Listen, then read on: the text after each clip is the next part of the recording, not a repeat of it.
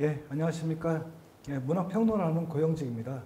오늘 그 한국문화원연합회가 주최하는 전문가 자담회를 갖고자 하는데요. 오늘 전체 주제는 선배 시민은 어떻게 탄생하는가 이런 주제로 세 분의 그 전문가를 모시고 오늘 자담회를 좀 진행하고 하겠습니다. 요즘 이제 우리나라의 이 베이비붐 세대가 720만 명이라고 합니다. 이 720만 명의 베이비붐 세대는 기존의 이제 노년 세대와는 좀 다르게 새로운 어떤 사회적이고 문화적인 어떤 그 가치 지향을 보여주고 있는 모습을 보인다고 합니다. 그분들이 어떤 선택을 하고 어떤 노년 문화를 만들어내느냐에 따라서 이 새로운 노년 문화가 좀 만들어질 것이라고 기대를 많이 하고 있는데요. 그런 차원에서 그 한국문화원연합회가 그동안 오랫동안 어르신 문화 프로그램 같은 이런 이제 문화 프로그램을 운영해 오고 있는데요. 그런 그 어떤 프로그램의 질적인 도약이나 또 이 신노년 세대의 어떤 새로운 노년 문화를 어떻게 또 만들어 가는지 그런 점을 논의하도록 하겠습니다. 크게 아마 주제는 세 가지 정도 될 것 같고요. 오늘 이제 세 분의 전문가 선생님들과 함께 좀 재밌고 그런 그 자리가 됐으면 하는 바람이 있습니다. 오늘 그 세 분 오신 분들 간략하게 좀 소개를 좀 해주시면 감사하겠습니다. 먼저 홍익대학교 공연예술대학원의 교수님으로 계시고 또 다양하게 이 예술교육가로서 아주 활동을 활발하게 하고 계시는 구민정 선생님 오셨습니다. 네, 안녕하세요. 홍익대학교 구민정이라고 합니다. 서울시 50+ 인생학교 부학장도 맡고 있어서 이 자리에 초대된 것 같습니다. 만나서 반갑습니다. 네, 오늘 50+ 이 신중년에 대한 관심도 요즘 많이 높아졌는데요. 아마 그런 재미있는 에피소드도 많이 해주실 것으로 기대합니다. 그리고 이 성공회대 교양학부 초빙교수로 계시는 사회학자 김찬호 교수님 오셨습니다. 예, 안녕하세요. 성공회대학교 김찬호입니다.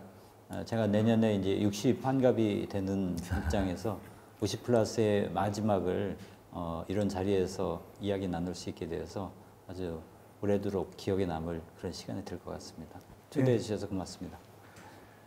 예, 마지막으로 성명대학교 가족복지학과 교수님이고 한국노년학회 회장님이신 이금용 교수님 오셨습니다. 네, 안녕하세요. 반갑습니다. 저는 그 노년기의 사회활동과 관련해서 오랫동안 연구를 해왔고요. 그래서 노년기 여가라든지 혹은 뭐 자원봉사활동이라든지 뭐 기타 등등 사회참여와 관련된 연구들을 쭉 해왔습니다. 뭐 최근에는 저출산 고령사회 기본계획에서도 여가나 사회참여에 관련된 아젠다의 개발에 좀 관여를 하고 있고요. 한국문화연합회의 그 사업에도 제가 이전에 좀 관여한 적이 있어서 그런 인연으로 이 자리에 있는 것 같습니다. 예, 반갑습니다. 예. 특히 이금용 교수님은 그 어르신을 돌봄의 대상이 아니라 문화예술 활동을 통해서 어떻게 이제 활동의 주체로 좀 세울 것인지 이런 고민도 많이 하시고 또 연구도 많이 하신 것으로 알고 있습니다. 오늘 아마 그런 그 이야기를 좀 해주실 것으로 기대합니다. 그럼 오늘 전체 오늘 주제가 네 가지 정도 될 것 같은데요. 크게는 신종년은 누구인가 이런 주제로 첫 번째 논의를 할 거고요. 두 번째는 요즘 이제 50+ 그다음에 65세 이상의 신노년 대상의 이 문화 프로그램 좀 이대로 괜찮은가라고 하는 주제로 두 번째 좀 할 거고요. 그리고 이제 최근에 에이지즘이란 말 들어보셨죠? 상당히 이제 연령차별주의 특히 이제 뭐 이런 나이 들면 혐오하고 이런 문화들이 많이 있는데요. 어떻게 이 연령차별주의를 넘어서 세대 간 대화와 교류를 할 것인지 이런 주제로 좀 얘기를 나눠볼까 합니다. 첫 번째 순서로 바로 들어갈 건데요. 첫 번째 저희가 이제 준비하면서 세 분 선생님께 한 5분 내지 7분 정도로 간략하게 미니 발제를 좀 해달라고 좀 부탁을 좀 미리 드렸습니다. 그래서 그 미니 발제를 듣고서 더 심화된 논의를 하고자 하는데요. 첫 번째 순서는 신노년은 누구인가 이런 주제로 먼저 이금용 교수님께서 미니 발제를 좀 해주시겠습니다. 네. 요즘 사실은 신노년이란 말은 사실 이전부터 많이 써왔던 얘기고요. 또 최근 들어서는 신중년이라는 말이 또 많이 뜨고 있습니다. 신노년이든 신중년이든 이것은 다 이제 학술적인 용어가 아니고 정책적인 용어이고요.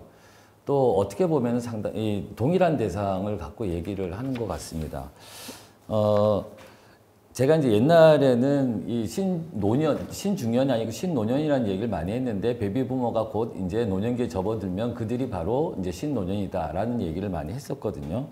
근데 주로 이제 이 정부에서는요, 특히 이제 고용노동부에서는 고용과 관련해서 이런 뭐 신중년, 장년, 고령자 이런 어떤 용어들을 많이 쏟아내고 있습니다. 실질적으로 정책 안에서도 그런 어떤 용어들이 담겨져 있어요. 뭐 PPT에 잠깐 보시면은 이제 고용노동부의 고령자 고용 촉진 기본계획에 보시면 장년을 위한 고용 종합 대책이라든지 중장년 일자리 희망 센터라든지 뭐 이런 어떤 그 연령을 일컫는 그런 어떤 용어들이 이렇게 막 이른바 난무하고 있습니다. 그런데 이제 전통적으로는요, 우리가 그 50세에서 55세를 중고령자라고 얘기하고 있고, 55세 이상을 이제 고령자라고 얘기하고 있는데, 최근에는 이제 요거 다 폐지하고요, 장년이라는 이름으로 이제 또 바꾸기도 했습니다. 그런데 최근 들어서는 이 용어들이 이제 조금씩 통일되기 시작했는데, 바로 이제 신중년으로 이제 통일되기 시작했고요. 그 연령대는 50대와 60대입니다. 정확하게 말하면 50부터 69세까지를 이제 신중년이라고 얘기하고 있고요. 제가 지금 저출산고령사회 기본 계획에서 위원회에서 이제 이 고령화와 관련된 이 아젠다 개발에 좀 참여하고 있는데, 그 위원회에서도 신중년에 대한 관심이 높고요. 역시 신중년을 50대와 60대로 지금 하고 있습니다. 더군다나 우리가 이제 베이비부머라고 아까 그 사회자분께서도 말씀을 하셨잖아요. 우리가 흔히 알고 있는 이 베이비붐 세대 같은 경우는 55년 출생해서 63년생인데요. 이 정부에서는 이 베이비붐 세대를 또 2차 베이비붐까지 포함해서 상당히 넓은 인구 분포까지 포함한 그런 어떤 베이비붐 세대를 얘기하고 있습니다.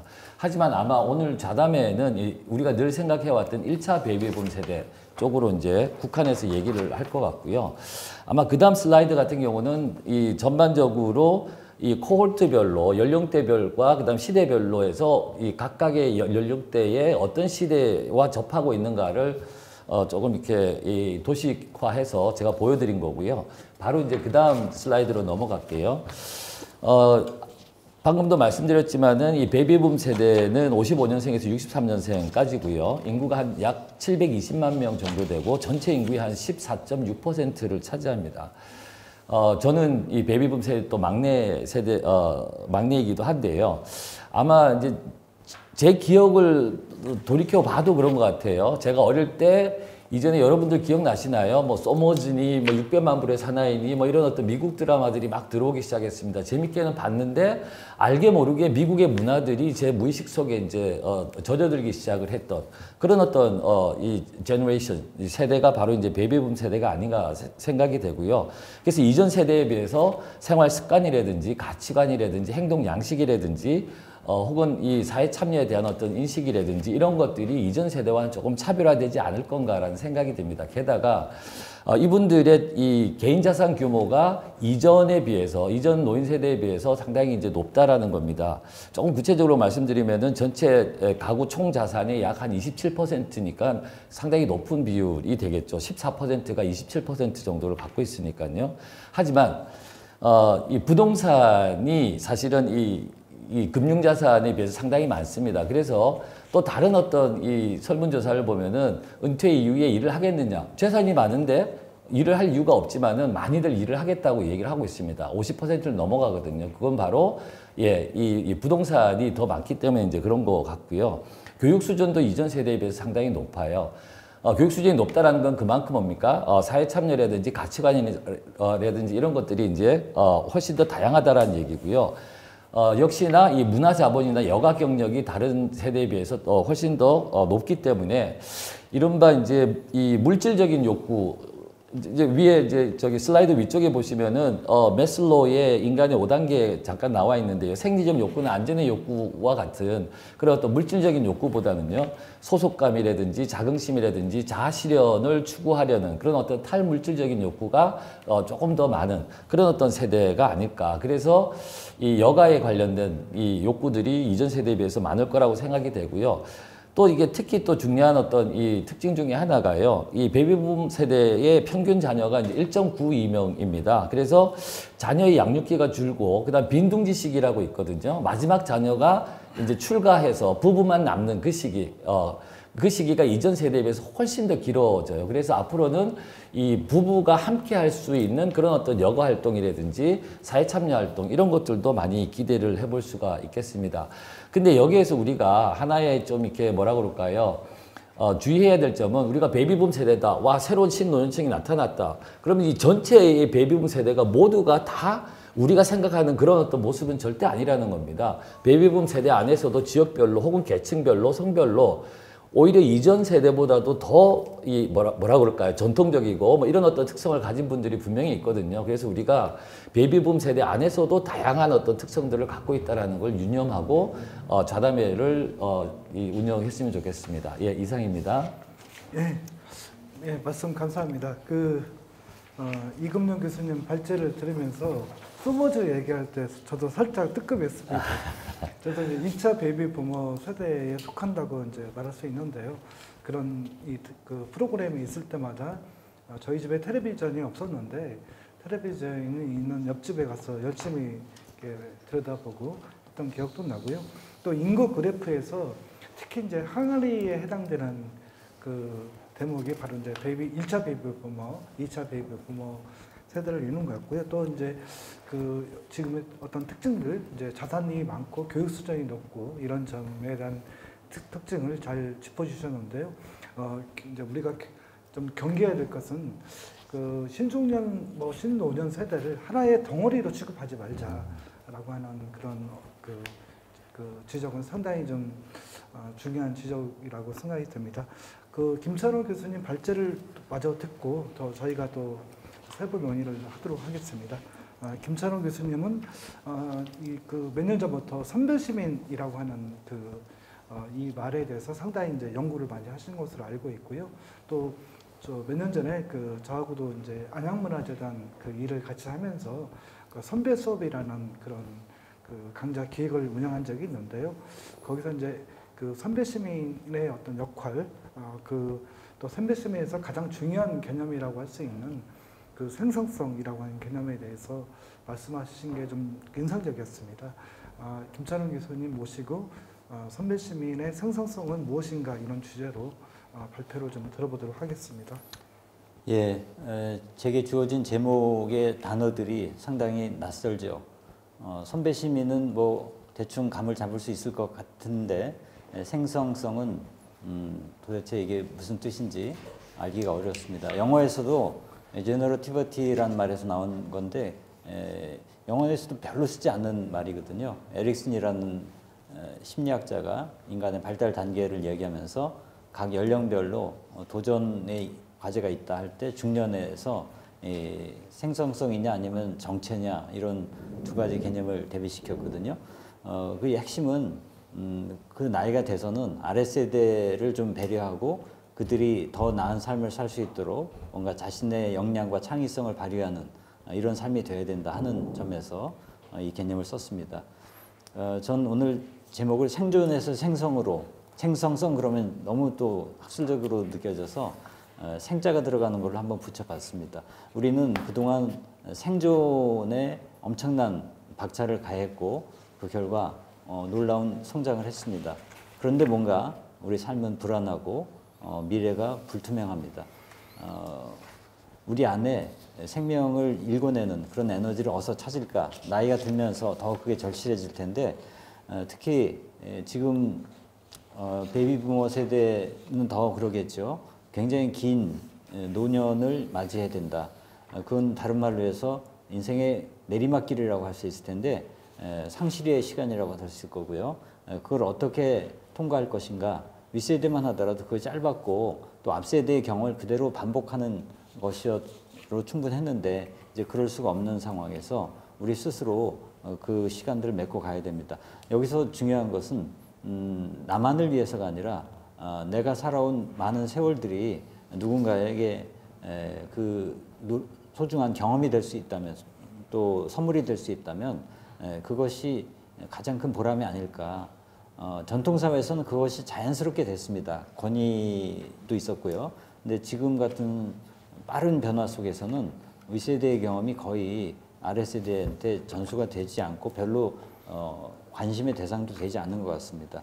그렇지만 잘 들여다보면 변하는 것 가운데도 변하지 않는 게 있고 아무리 시대가 바뀌어도 인생의 어떤 연륜이라든가 지혜 이런 것은 여전히 다음 세대에게 소중한 그런 자산이 될 수 있기 때문에 그 점에서 자기 생애를 다시 돌아보고 그것을 좀 더 잘 가다듬어서 아랫세대에게 전달하면서 자신의 삶도 풍요로워지고 또 존재도 훨씬 더 격상되지 않을까 그런 생각을 해보게 됩니다.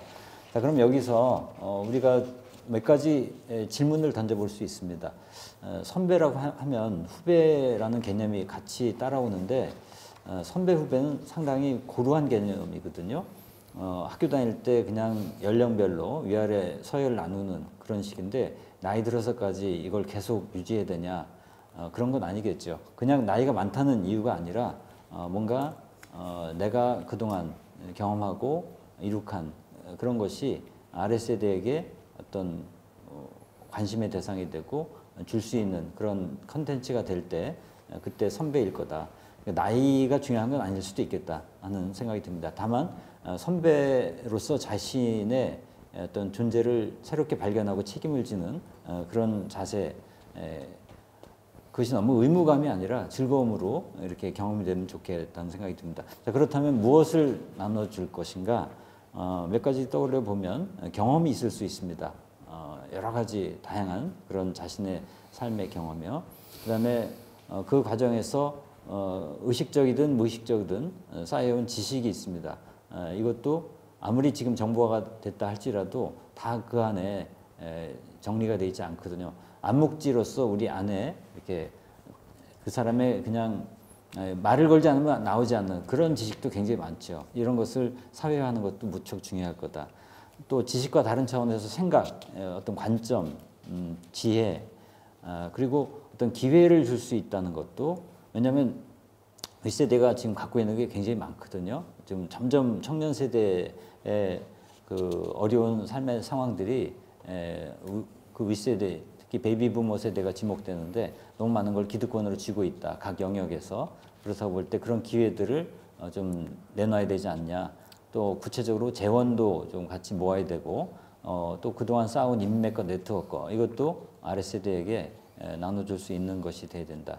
이 나눠준단 말이 너무 시혜적으로 들려서 딱 좋은 말인지 모르겠습니다만 자 그러면 어떻게 이걸 할 것인가 뭐 멘토링이 있을 수 있고요. 가장 일반적으로 또는 함께 공부 모임을 꾸려가면서 서로에게 배우는 그런 자리도 좋을 것 같습니다. 아니면 뭐 동아리 활동 같이 함께 뭔가 움직이면서 뭔가를 만들어가면서 경험도 나누고 배우는 그런 것도 가능하겠죠. 뭐 사례로는 뭐 미국에서 여러 그 기성세대들이 모여서 한 뭐 100만 명 이상의 젊은 세대들에게 전혀 다른 그런 학습의 기회와 진로 이런 것들을 마련해 주는 제너레이션 투 제너레이션 이런 게 있고 이건 제가 남경화 서울 50+ 재단 그 국장님이 쓰신 글에서 이제 보게 된 사례들입니다만 터무니없는 집도 서울에서 그 사회적 경제로서 청년들한테 주거를 어느 정도 좀 더 쉽게 확보할 수 있도록 윗세대가 돈들을 좀 마련해서 지원해 준 이런 게 있고 50+ 인턴십 같은 경우에도 그래도 여러 직장과 직업을 거치면서 쌓아온 경험들을 젊은이들이 좀 누릴 수 있도록 구체적으로 이렇게 네트워크를 맺어서 인턴십하는 이런 것도 시도되고 있습니다. 이런 추이들을 잘 살펴보고 우리가 배울 수 있는 게 많이 있지 않을까 싶습니다. 자 결국 어떻게 이런 선배 시민의 생성이라는 게 더 구체화될 수 있을까? 저는 방법론도 필요하지만 더 중요하게 짚어야 될 것은 비전이라고 봅니다. 무엇을 지향하는가 하는 문제죠. 핵심은 전 더 좋은 삶, 더 나은 세상을 열망하는 이 태도가 있지 않으면 나머지는 다 그냥 부차적인 것이 될 거다.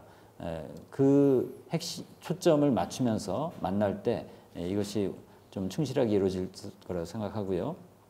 그리고 이게 그냥 내가 있으니까 뭐 주지 이게 아니라 이게 무엇보다도 자기를 위한 돌봄이다는 생각이 듭니다. 그럼 이렇게 자신의 경험을 재해석하고 전달하면서 자신의 삶의 생기를 불러일으키고 몰랐던 또는 묻어두었던 잠재력을 일깨우는 그런 훈련도 될 것 같습니다.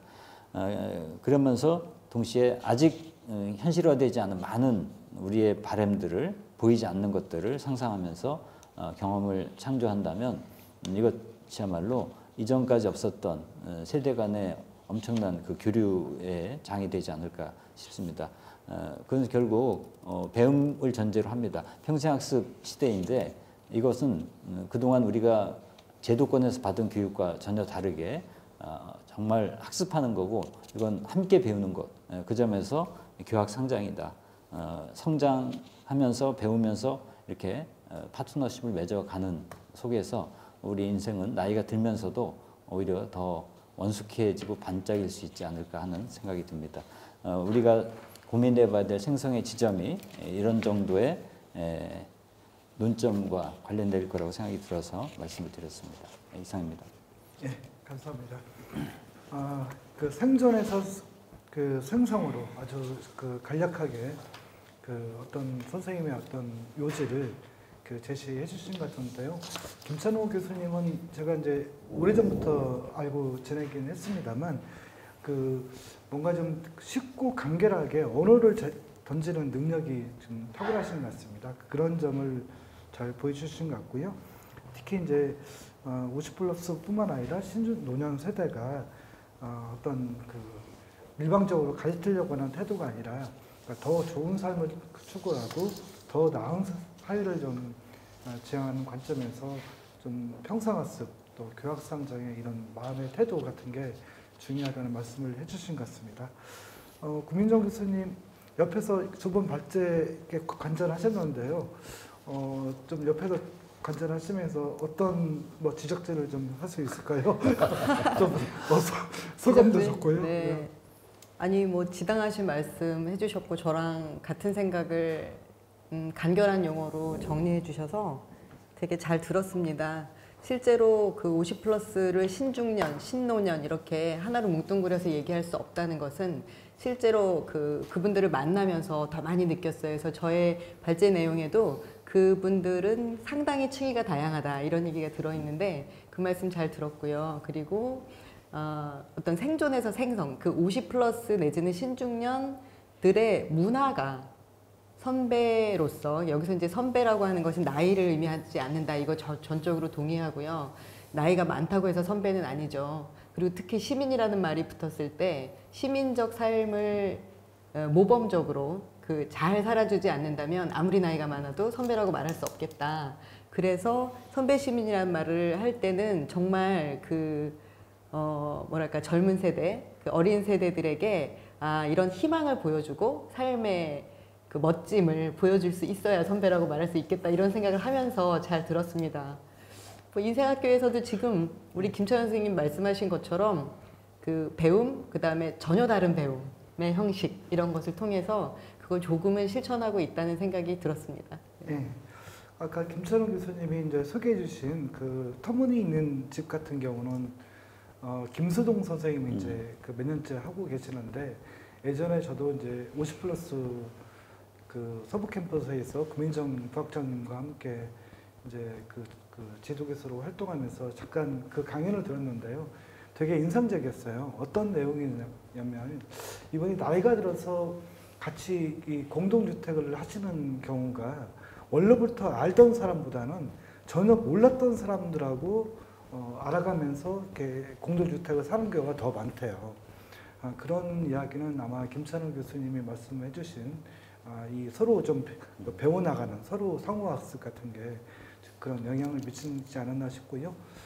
우리 이금용 교수님은 또 김찬호 교수님 발제를 들으면서 어떻게 생각하셨는지, 또 김찬호 교수님은 이금준 교수님 발제를 들으면서 어떤 생각을 하셨는지 좀 상호 지적질을 좀 해주시면 감사하겠습니다. 이금준 교수님 부탁드립니다. 예, 뭐 여기서 뭐 개인정보 까는 거는 좀 그런데요. 김찬호 교수님이 사실 제 그 대학교 학부 바로 직속 선배님이세요. 그리고 학교 다닐 때도 뭐 저기 김 교수님은 잘 기억은 안 나시겠지만 저는 뭐 생생하게 뭐 기억나는 일이 조금 있어요. 예. 그래서 이제 함부로 제가 뭐 말씀드릴 어떤 상황은 아니지만 어차피 지금 판을 깔아놨으니까. 예. 근데 사실은 그 이 보건복지부의 그 사업 중에 하나가 이제 선배심의 그 사업이 있는데요. 이게 이제 자원봉사 활동입니다. 그래서 아마 지금 그 김찬호 교수님께서 이렇게 강의하시는 그 사업하고는 좀 다른 어떤 맥락에서 진행이 되고 있고요. 그래서 이 전국에 있는 노인복지관이 선배시민 자원봉사단을 거의 이제 많이 참여를 하시고, 선배시민으로서의 어떤 이 뭐라 그럴까, 프라이드와 책임감과 뭐 이런 것들을 가지고 이제 하고 계신 걸로 알고 있습니다. 근데 제가 여기서 잠깐 이제 용어적인 측면만 조금 말씀을 드리면요. 나중에 뒤에 이제 에이지즘에 관련된 얘기도 나올 건 같은데요. 좀 놀랍게도 미국에서는 이 선배라는 표현을 영어로 표현하면 시니어가 되거든요.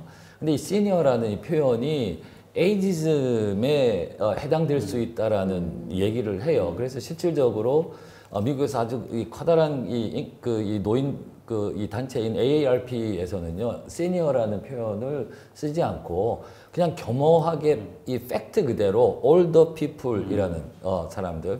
그래서 그 표현을 쓰는 것이 이제 에이지즘을 피할 수 있다라는 말을 하고 있습니다.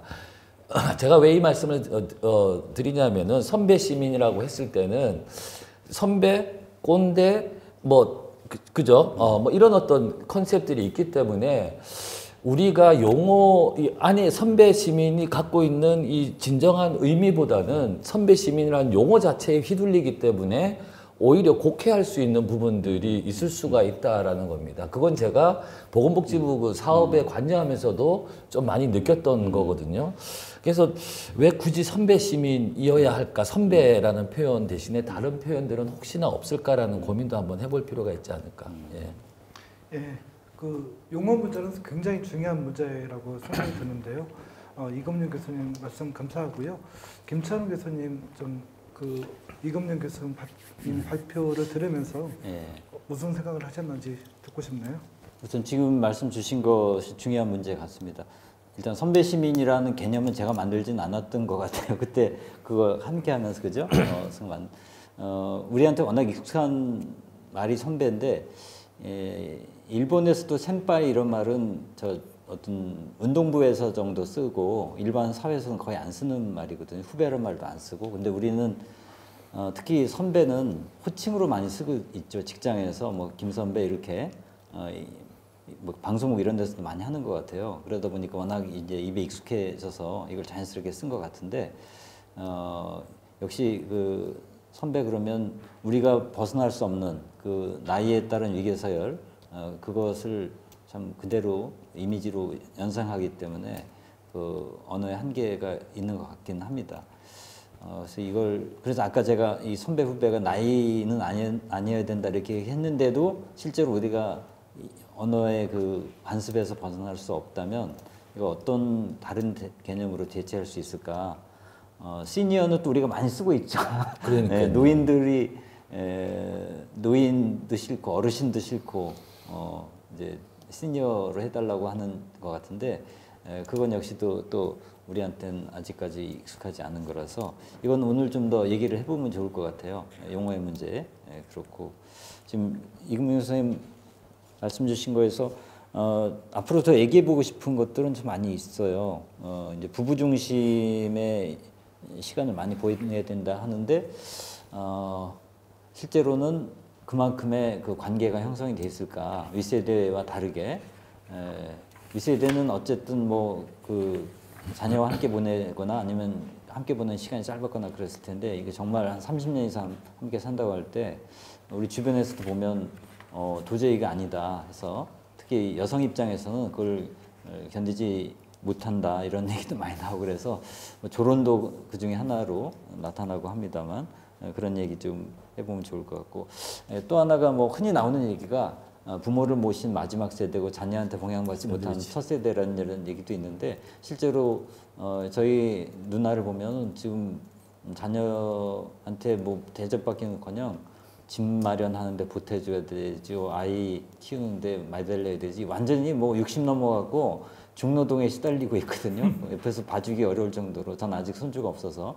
이런 것도 이 세대한테는 굉장히 큰 짐으로 앞으로 지금 다가올 것 같은데 이것도 함께 오늘 좀 얘기했으면 좋겠다는 생각이 듭니다. 네. 부부 중심의 시간이 이제 베이비붐 세대가 많이 실제로 갖지는 않을지 모른다라고 하는 언급이신 것 같고요. 구민정 교수님은 두 분 그 발표를 들으면서 좀 관전자의 입장을 좀 가지셨는지 좀 이번에는 좀 더 깊이 좀 들어가서 좀 말씀해 주시면 감사하겠습니다. 저도 뭐 글쎄요. 저는 이제 그러니까 직접 만나서 50 플러스 신중년 세대와 직접 만나서 어떤 활동을 하고 그분들이 새로운 문화를 형성할 수 있도록 돕고 있는 입장에서 지금 말씀해 주신 여러 가지 그 개념적인 용어나 아니면 뭐 호칭 이런 것들에 대해서도 고민을 참 많이 했고 특히 선배라고 하는 이름에 대해서도 진짜 고민을 많이 했는데 그래서 막 세종실록도 찾아보고 뭐 조선 왕조실록에 선배라는 말이 어떻게 나와 있나 아마 없죠? 네. 없을 거예요. 있어요. 있어요? 네네네. 똑같이 있습니까? 예. 그 뭐 경연이나 이렇게 그 학술적인 대화를 할 때 선배한테 누가 되지 않도록 내가 너무 잘난 척하지 않도록 조심한다. 뭐 이런 얘기도 있고.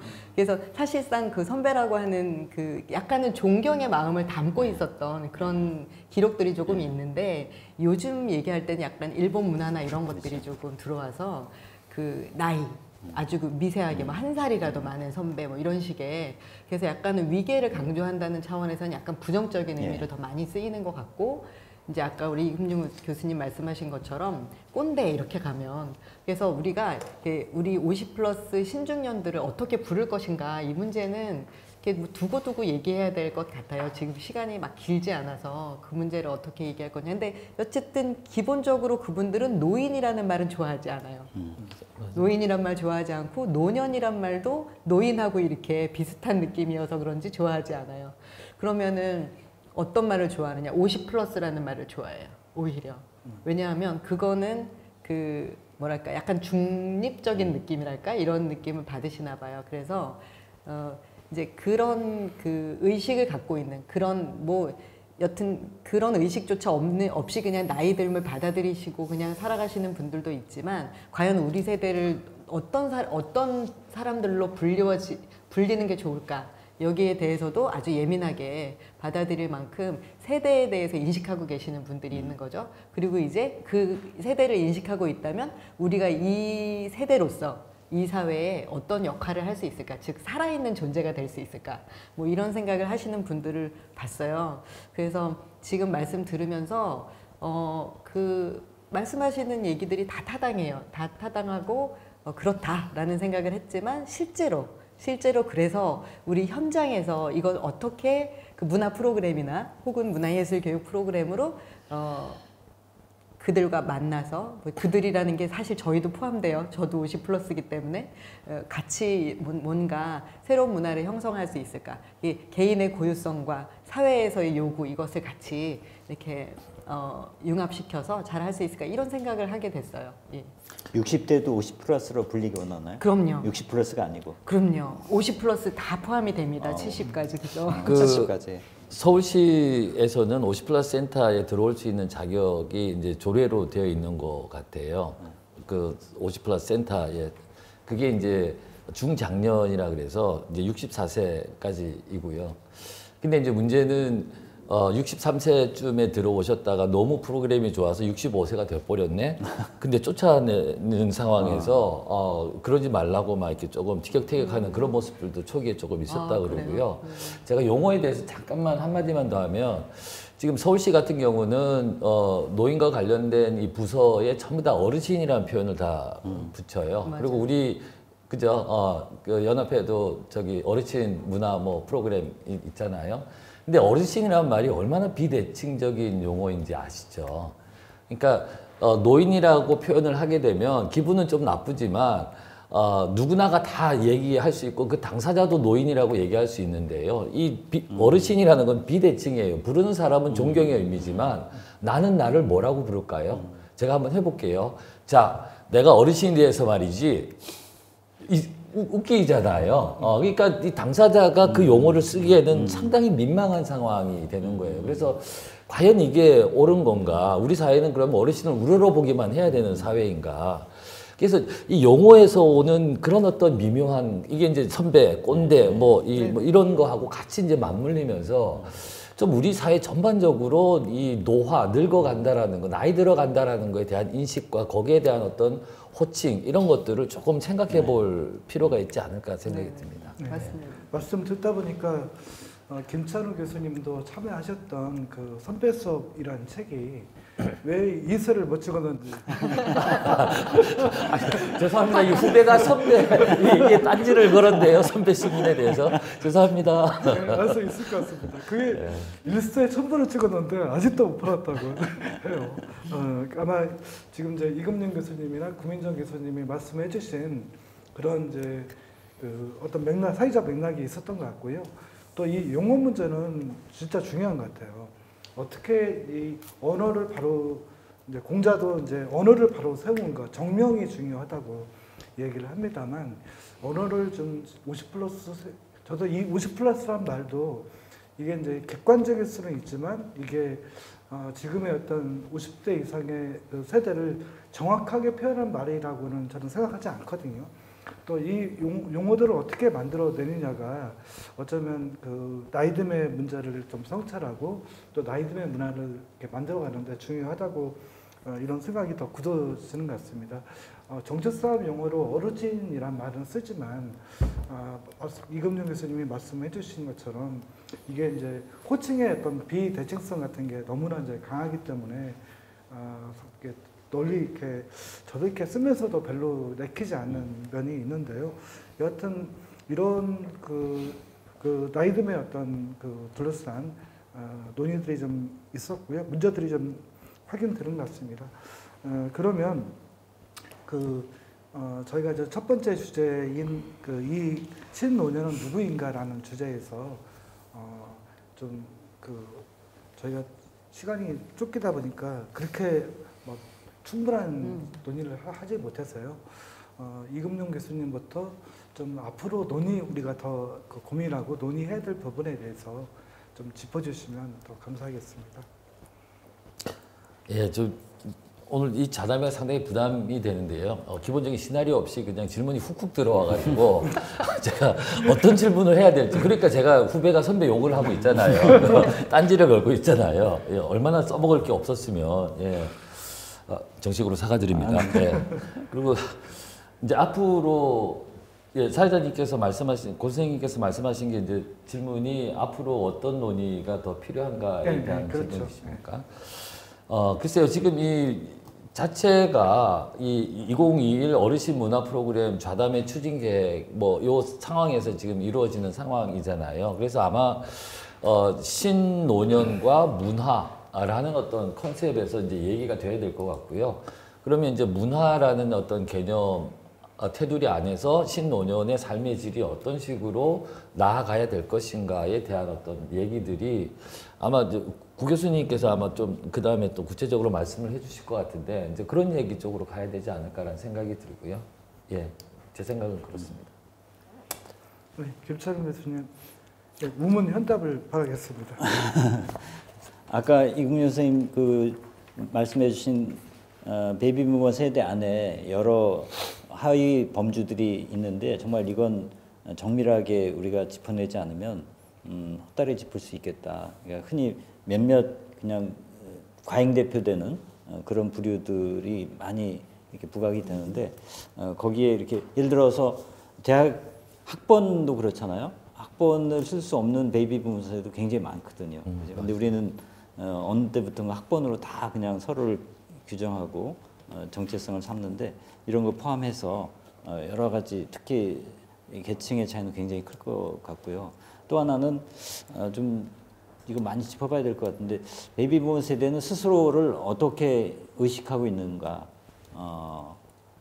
다른 세대에 비해서 무엇이 다르고 달라야 된다고 생각하고 있고 자부심을 갖고 있는지 아니면 피해 의식을 갖고 있는지 뭐 등등 약간 다 섞여 있는 것 같기도 해요. 그리고 이제 또 젊은 세대는 이 세대를 어떻게 바라보고 있는지 윗세대가 베이비 부모 어떻게 바라보는지 별로 중요하지 않을 것 같아요. 그건 뭐 네, 아랫세대가 베이비 부모 세대를 바라보는 그런 시선 이런 것이 어떻게 될까? 한 가족 안에서 부모 자녀 사이의 관계도 있을 테지만 사회 전체적으로 이렇게 좀 자리매김되는 그런 방식들 이런 것도 한번 얘기해 보면 재밌겠다는 생각이 들었습니다. 네, 구민정 교수님 부탁드립니다. 네. 얘기가 시간이 제약이 있어서 충분히 이루어지긴 어려울 것 같은데요. 지금 이제 말씀해주신 김찬호 교수님 말씀해주신 대로 나이 들미라는 것을 본인들이 어떻게 인식하고 있는가, 그리고 어떻게 인식하기를 바라는가, 이게 굉장히 중요한 것 같아요. 그것이 이제 아랫세대들이 그 베이비 부머 세대 신중년들을 바라보는 시선하고도 관계가 있는 것 같거든요. 그러니까 자부심이 있는 노년을 어떤 아랫세대가 혐오하겠습니까? 그런 차원에서 얘기가 좀 더 돼야 되지 않을까 그런 생각을 했습니다. 네. 네, 제가 뭐 김철원 교수님도 이제 필전으로 참여하시고 계시는데요. 경향신문에 이제 인생 플러스라는 코너에 칼럼을 쓰면서 얼마 전에 이제 우리 사이에서 좀 안티 에이징의 문화가 너무 많은 게 아니냐. 나이 듦에 저항하고 그래서 뭐 얼굴을 뭘 발라야 얼굴이 더 젊어 보이고 뭘 먹어야 더 좋은 건지 이런 그 안티 에이징의 문화가 아니라 좀 나이 듦을 향해서 가는 일본 그 향노학기라는 게 있지 않습니까? 나이 듦을 향해서 가는 그런 이제 그 어떤 이야기를 간략하게 쓴 바 있는데요. 상당히 그 여러 사람들한테 제가 피드백을 받았어요. 좀 나이 듦을 향해서 가는 그래서 그 향노이기도 하지만 향기 양자를 써서 좀 그 향기라는 노년 구민정 교수님이 말씀해 주신 것처럼 자부심 있는 노년으로 좀 전환할 필요가 있다. 이런 논의는 좀 앞으로 더 돼야 될 것 같고요. 이 과정에서 가장 중요한 게 역시 이 용어 문제가 정리가 되지 않으니까 모든 게 좀 뭐 혼란스러운 게 좀 있어요. 이 용어 문제가 하루아침에 깔끔하게 정리되는 건 아니겠습니다만 좀 우리 사이에서 이런 뭐 자담이라든가 뭐 문화 프로그램이라든가 다양한 논의를 통해서 좀 정해질 필요가 있다고 생각이 들고요. 저는 선배 시민이 이제 아까 보건복지부 산하의 복지관에서 자원봉사단으로 운영되는 방식도 좀 이게 적절한 방식인가 하는 생각도 들긴 합니다만 여하튼 그런 논의들이 좀 무르익은 과정에서 나이 듦을 향해서 성숙한 어떤 이런 문화가 좀 조성되는 게 아닐까 싶습니다. 저희가 그 원래 한 아이템당 30분 정도 이렇게 생각을 했는데요. 시간이 벌써 훅 지나가서 좀 더 깊이 논의 그 나중에 마저 다 다루지 못한 의제들은 두 번째, 세 번째 의제에서 더 다 연결되는 문제라고 생각이 되니까요. 그때 더 말씀해 주시면 감사하겠습니다. 그럼 첫 번째 논의 신노년은 누구인가 이렇게 또 마무리하겠습니다.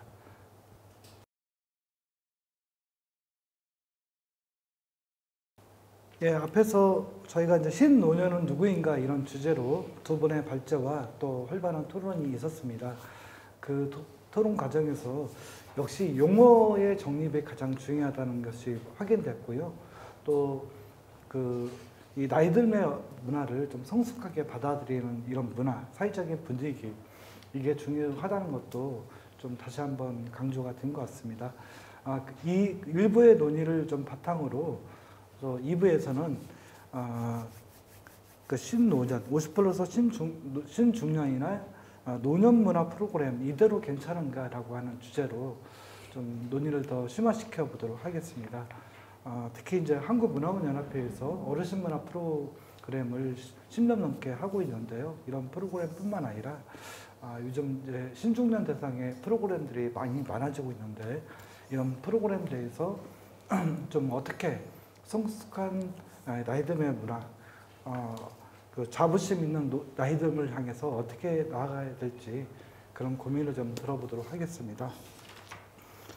이 논의를 위해서 우리 구민정 교수님께서 간단한 좀 발제를 먼저 준비하셨는데요. 먼저 듣고 세부 논의를 좀 하도록 하겠습니다.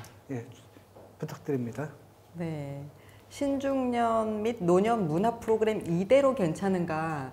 그래서 이대로 괜찮은가라는 말을 제가 하기는 어려워요. 전반적으로 어떻게 진행되는지 다 알지 못하기 때문에. 그래서 제가 생각하는, 그리고 지금 진행했던 그 50+ 인생학교 프로그램을 중심으로 말씀을 드릴 수밖에 없는데 그 점 양해 부탁드리고요. 제가 만나본 신중년들은 바람이 굉장히 다양해요. 그 이유가 뭐냐면 그 살아온 세월, 그 다음에 뭐 여러 가지 이유로 층위가 굉장히 다양하기 때문에 그래요. 그래서 이분들은 우선 그 노인이라는 생각을 잘 안 하세요. 굉장히 건강하고 그 문화 프로그램에 찾아오시는 분들은 나름대로 적극성을 가지신 분들이에요. 그래서 나이를 잊고 뭔가 젊고 활력 있게 살아있고 싶어 해요. 그냥 그곳에서 뭔가 생명력 있게 뭔가를 하고 싶어 하신다는 뜻이죠. 그런데 정작 구체적으로 무엇을 하고 싶으세요? 라고 여쭤보면 잘 모르세요. 하고는 싶은데 구체적으로 무엇을 해야 좋을지 잘 모르신다는 거죠. 그런데 얘기를 이렇게 나누다 보면 미적 체험을 굉장히 갈망하시는 것을 공통적으로 찾아볼 수가 있어요. 그러니까 뭐냐면 그 뭔가 이렇게 멋지고, 그러니까 젊었을 때 해보지 못한 그런 것을 했으면 좋겠다 라고 얘기하시는데, 왜 그러시냐면 그러니까 살아오면서 정말 열심히 살아온 세대거든요. 아주 열심히 일했고 정말 근면하게 그 인생을 살아오셨죠. 그러다 보니 하지 못한 거, 하고 싶지만 하지 못한 것들이 있는데 그것이 주로 미적 체험과 관련된 일들인 거예요. 그래서 뭐 문학, 미술, 음악, 연극, 하여간 그 수많은 예술들, 내가 하고 싶었지만 하지 못한 거, 이제는 하고 싶다라는 그런 그 갈망들을 표현하시죠. 근데 이제 그 어렸을 때 배워야 했던 것들이 있어요. 그러니까 지금 시작하기에는 조금 늦은 감이 있는. 그래서 50+ 인생학교에서는 전적으로 예술 프로그램을 그걸 다 채울 수는 없지만 그래도 그분들의 요구, 이것을 받아들여서 진입장벽이 낮은 순서로부터, 그러니까 놀이, 뭐 문학, 연극, 특히 저는 이제 교육 연극을 적용해서 이분들의 예술적인 뭐랄까 감수성, 그것을 일깨우고, 그리고 정말 어떤 예술을 하고 싶은지 그것에 대해서 스스로 답을 찾아갈 수 있도록 해드리는 작업을 하고 있습니다. 이분들을 만나면서 느낀 것은, 이게 우리가 문화예술 교육이나 문화 프로그램은 전 생애에 걸쳐서 이루어져야 되잖아요. 실제로 아주 어린 나이에서부터 나이 든 나이까지. 그런데 이분들은, 그 신중년 세대는 어린 시절에 문화예술 교육의 혜택을 가장 덜 받은 그런 세대예요. 우리 사회가 아직 그 문화예술 교육의 필요성이라든지 그것이 얼마나 삶에 중요한 영향을 끼치는지에 대해서 인식이 부족했던 시대에 그 어린 시절을 보내신 그런 분들이 많으신지라, 그래서 이분들에게는 특히 더 집중적으로 문화예술 프로그램이 많이 필요하지 않을까 이런 생각이 들어서 그런 기회가 늘어나야 되겠다. 그런데 그렇다면 어떤 그 문화예술 프로그램 혹은 문화 프로그램으로 이들의 갈망을 채워줄 수 있을까? 저는 그 최근에 어떤 경험을 했느냐면, 수업 전에 그 체홉의 갈매기의 대사를 그 PPT에 일부 띄워서, 거기에 보면 50+가 많이 나오거든요. 뭐 돌은, 뭐 쏘린, 뭐 아르까지나 트리고린, 이게 다 대체로 50+의 느낌을 가진 주인공들이 나오는데 그 분들의 대사를 이렇게 쭉 파워포인트에 띄워가지고 한 번씩 되뇌이게 혹은 이렇게 마이크를 돌려가면서 해보겠어요. 너무 좋아하시는 거예요. 왜냐하면 그 안에서 추출해낼 수 있는 어떤 그 인간 보편적인 고민 그런 것들 그 문학 속에서 깊이 있게 느낄 수 있는 세대이기 때문에 젊은 세대보다 훨씬 더 깊이 있게 공감하고 고개를 끄덕일 수 있었던 거죠. 그래서 느낀 것은 이렇게 뭔가 그 우리가 성찰을 깊이 할 수 있는 뭔가 질적으로 고양된 그런 경험을 잘 할 수 있도록 하는 것이 좋지 않겠나. 그래서 미적 체험의 깊이와 그 어떤 수준이 높을수록 좋겠다. 그거는 이제 아주 뭐 고급 문화 이런 걸 의미하는 것이 아니라 그 연령과 그 세대에게 가장 적합한 정말 진수가 될 만한 그런 예술 체험을 하시는 게 어떨까 이런 생각을 하게 되었어요. 네, 그래서 이 분들이 그 뭐 논의에서도 여태 나왔지만 그 늙어감, 나이듦 그것이 내가 여태까지 살아온 세월을 지금 현재 축적된 삶으로 보여줄 수 있는 현재의 모습이 아닌가? 그래서 거기에 대해서 아쉬움과 젊었을 때의 내가 진정한 나야 라고 생각하는 것이 아니라 시간을 살아가면서 지금 현재의 나도 나로서 받아들일 수 있는 그런 세대로서 자부심을 가졌으면 좋겠고 그것에 대해서 아주 만족하고 자애스러운 마음을 가지고 젊은 세대에게 살아온 경험을 아주 재미있게 그리고 의미 있게 그리고 가치 있게 전해줄 수 있는 그래서 그것이 우리 사회의 행복한 문화의 어떤 자본으로 축적될 수 있었으면 하는 생각이 들고요. 그런 차원에서 신중년 혹은 노년이 어떤 그 문화를 형성해 나갈까 그것을 같이 도와줄 수 있는 프로그램이 있으면 어떨까 이런 생각을 했어요. 그래서 이대로 괜찮은가 라기보다는 이런 것이 있었으면 좋겠다 이런 생각을 하면서 이 자리에 말씀을 드리고자 생각을 했고요. 그 다음에 활동적 삶과 사색적 삶에 대해서 말씀하셨는데 활동 그러면 뭔가 경제활동 이렇게만 생각하지 말고 생산, 그러니까 생계를 위한 생산 그것뿐만 아니라 생계를 벗어나서도 어떤 창조적인 생산 거기까지도 생각을 하는 활동적인 삶 그리고 다른 사람하고 생계나 어떤 창조랑은 관계가 없어도 어떤 상호작용을 한다는 차원에서의 활동 그런 것을 지속적으로 해나갈 수 있는 그런 그 50플러스의 신중년의 프로그램이 필요하겠다. 그리고 이 사색적 삶과 그러니까 활동적 삶이 유리되지 않는 무언가 어떤 중용을 찾아갈 수 있는 그런 삶이면 좋겠다. 이런 생각을 갖게 되었습니다. 이상입니다. 네, 감사합니다. 그 구민정 선생님의 발제를 들으면서 이 문화의 힘은 축적이라는 이제 생각이 좀 떠올랐습니다. 어떤 이 바탕들이 추적되어 있는가가 그 사람의 어떤 그 삶의 모습을 결정하게 된다라고 생각이 들었고요. 특히 이제 깊이 있는 미적 체험에 대한 그 강조는 50플러스 신중년들뿐만 아니라 신노년에게도 여전히 중요하다고 생각이 들었습니다. 이 발제를 바탕으로 우리 김찬호 교수님하고 이금룡 교수님은 유년 시절이든 청소년 시절이든 나에게 좀 의미 있는 어떤 그런 경험이 좀 있으셨는지 우리 김찬호 교수님부터 좀 말씀해 주시죠. 아까 우리 세대가 어린 시절에 문화예술 교육을 제대로 못 받았다. 저도 되게 후회되는 것 중에 하나가 초등학교 때 바이올린을 배웠거든요. 중학교 올라가면서 자연스럽게 당연하다는 듯이 딱 그만뒀어요.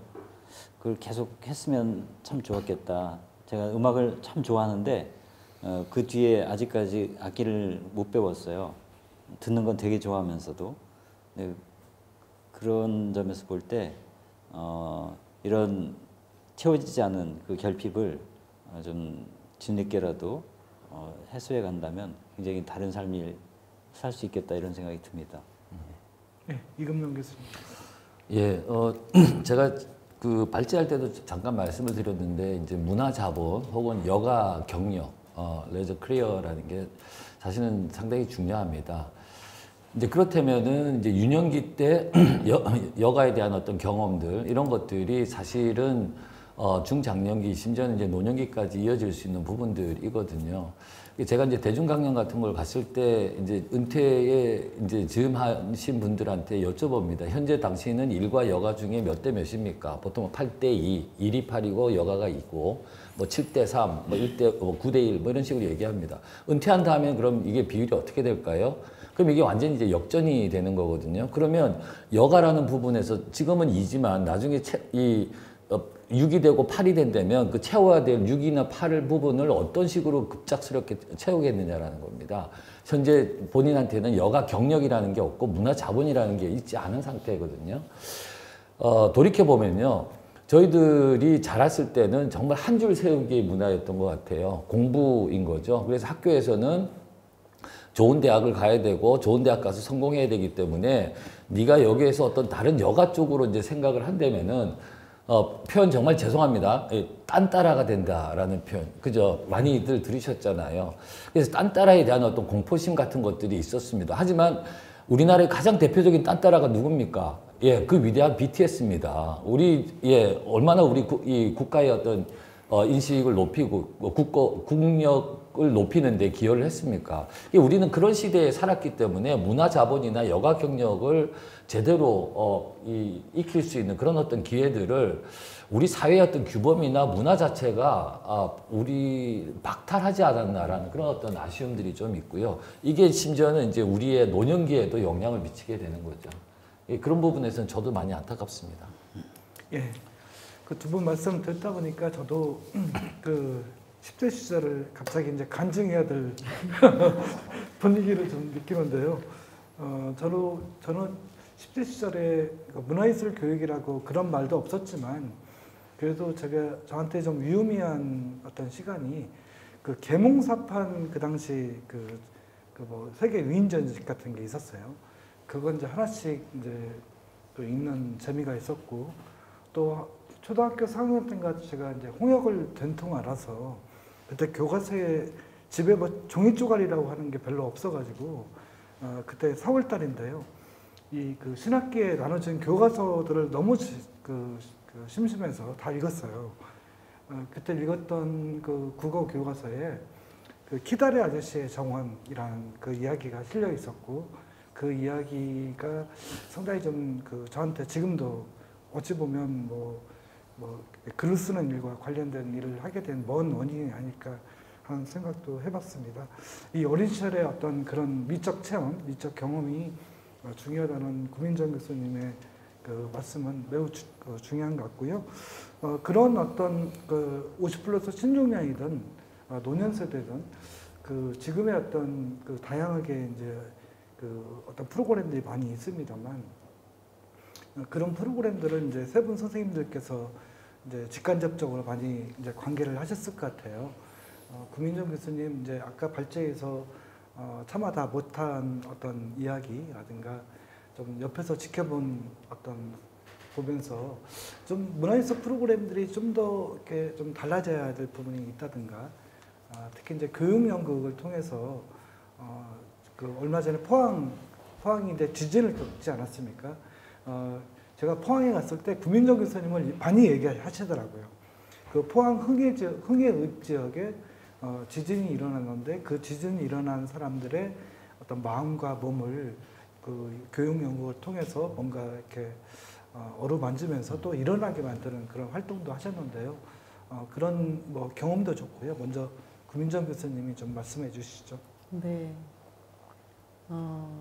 처음부터 예술을 하자 이렇게 얘기하지 않으면서 자연스럽게 그 몸과 율동, 뭐 기타 약간 몸을 통해서 표현하는 것을 저는 굉장히 많이 촉진하는 역할을 하고 있습니다. 그러니까 지금 말씀하셨던 흥해 지역도 그렇고 50+도 그렇고 근데 처음에 이제 50+ 인생학교 오시면 다들 굉장히 이렇게 엄숙한 분위기로 이렇게 쫙 앉아 계세요. 그러면은 일단 저는 좀 웃음이 나와요. 조금 있으면 그분들이 그렇게 앉아있지 않을 거기 때문에. 그래서 이제 처음에 이렇게 얘기하죠. 성숙한 어른은 어떤 어른일까요? 이렇게 혹시 집에 손주나 아니면은 주위의 어린이들이 이렇게 막 와가지고 몇 번이고 같은 놀이를 하자고 했을 때 특히 뭐 빵 쏴 그러면 이렇게 으악 하고 이러는 그런 놀이 이런 거 해보신 적 있어요? 그러면 해보신 적이 있으시대요. 그러면은 어떻게 하세요? 그 어린애가 와가지고 총을 들이대면서 빵 이러면은 어떻게 하세요? 너 왜 이래? 이러세요? 아니면 으악 해주세요? 그랬더니 으악 해주신대요. 그래서 막 박수를 치면서 정말 성숙한 어른이라고. 그 성숙한 어른이라는 것은 어린아이가 와서 그렇게 총놀이를 하자 그랬을 때 거기에 대해서 역할놀이를 해줄 수 있는 사람이다. 그걸 해줄 수 없는 사람은 그건 참 문제가 있는 어른인데 그랬더니 여기 있는 분들은 그래서 지금 제가 다가가서 빵 그래요. 그러면 다 의자에다 이렇게 벌렁 이러면서 으악 하는 흉내를 내주신다고요.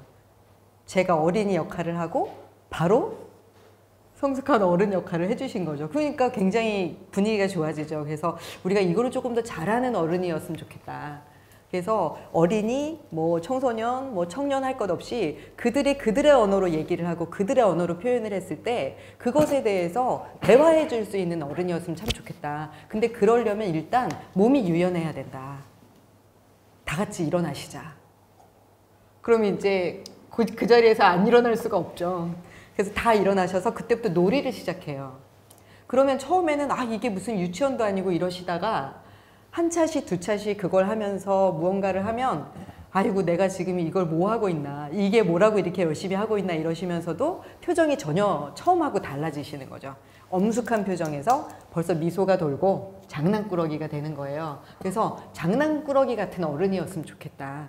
그래야 자신의 어떤 심각한 뭐 상처 이런 거 아유 인생에 상처 없는 사람이 어디 있어요. 그거를 가볍게 여기면서 툴툴 털고 그것으로부터 막 고통과 이것으로 찌그러진 얼굴을 하는 게 아니라 주름이 있을지언정 미소의 주름을 짓는 그런 사람이었으면 좋겠다. 이러면서 이제 교육연극 진행을 하는데 여튼 진행이 되면 될수록 훨씬 더 살아나시고 나중에는 이제 지금 뭐 하고 있냐면은 뮤지컬 연습하고 계세요. 조금 있으면 졸업인데 졸업 작품으로 뮤지컬 지금 연습하고 계시거든요.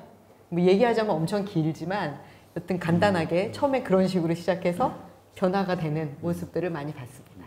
네, 장난꾸러기 같은 어른이라는 말이 귀에 딱 꽂히는데요. 지금 말씀하신 50 플러스 그 학교에 인생학교에서 구민정 교수님이 어떤 영업을 하고 계시는지는 생애자란 학교라는 책에 잘 나와 있습니다. 드래곤호의 모험이라고 네네. 하죠. 저도 그 드래곤호에 한번 탑승을 한 적이 있는데요. 좀 몸이 좀 많이 이렇게 다른 존재가 돼보는 그런 경험의 세계로 저희를 이끌어 주시는 것 같습니다. 김찬원 교수님도 네.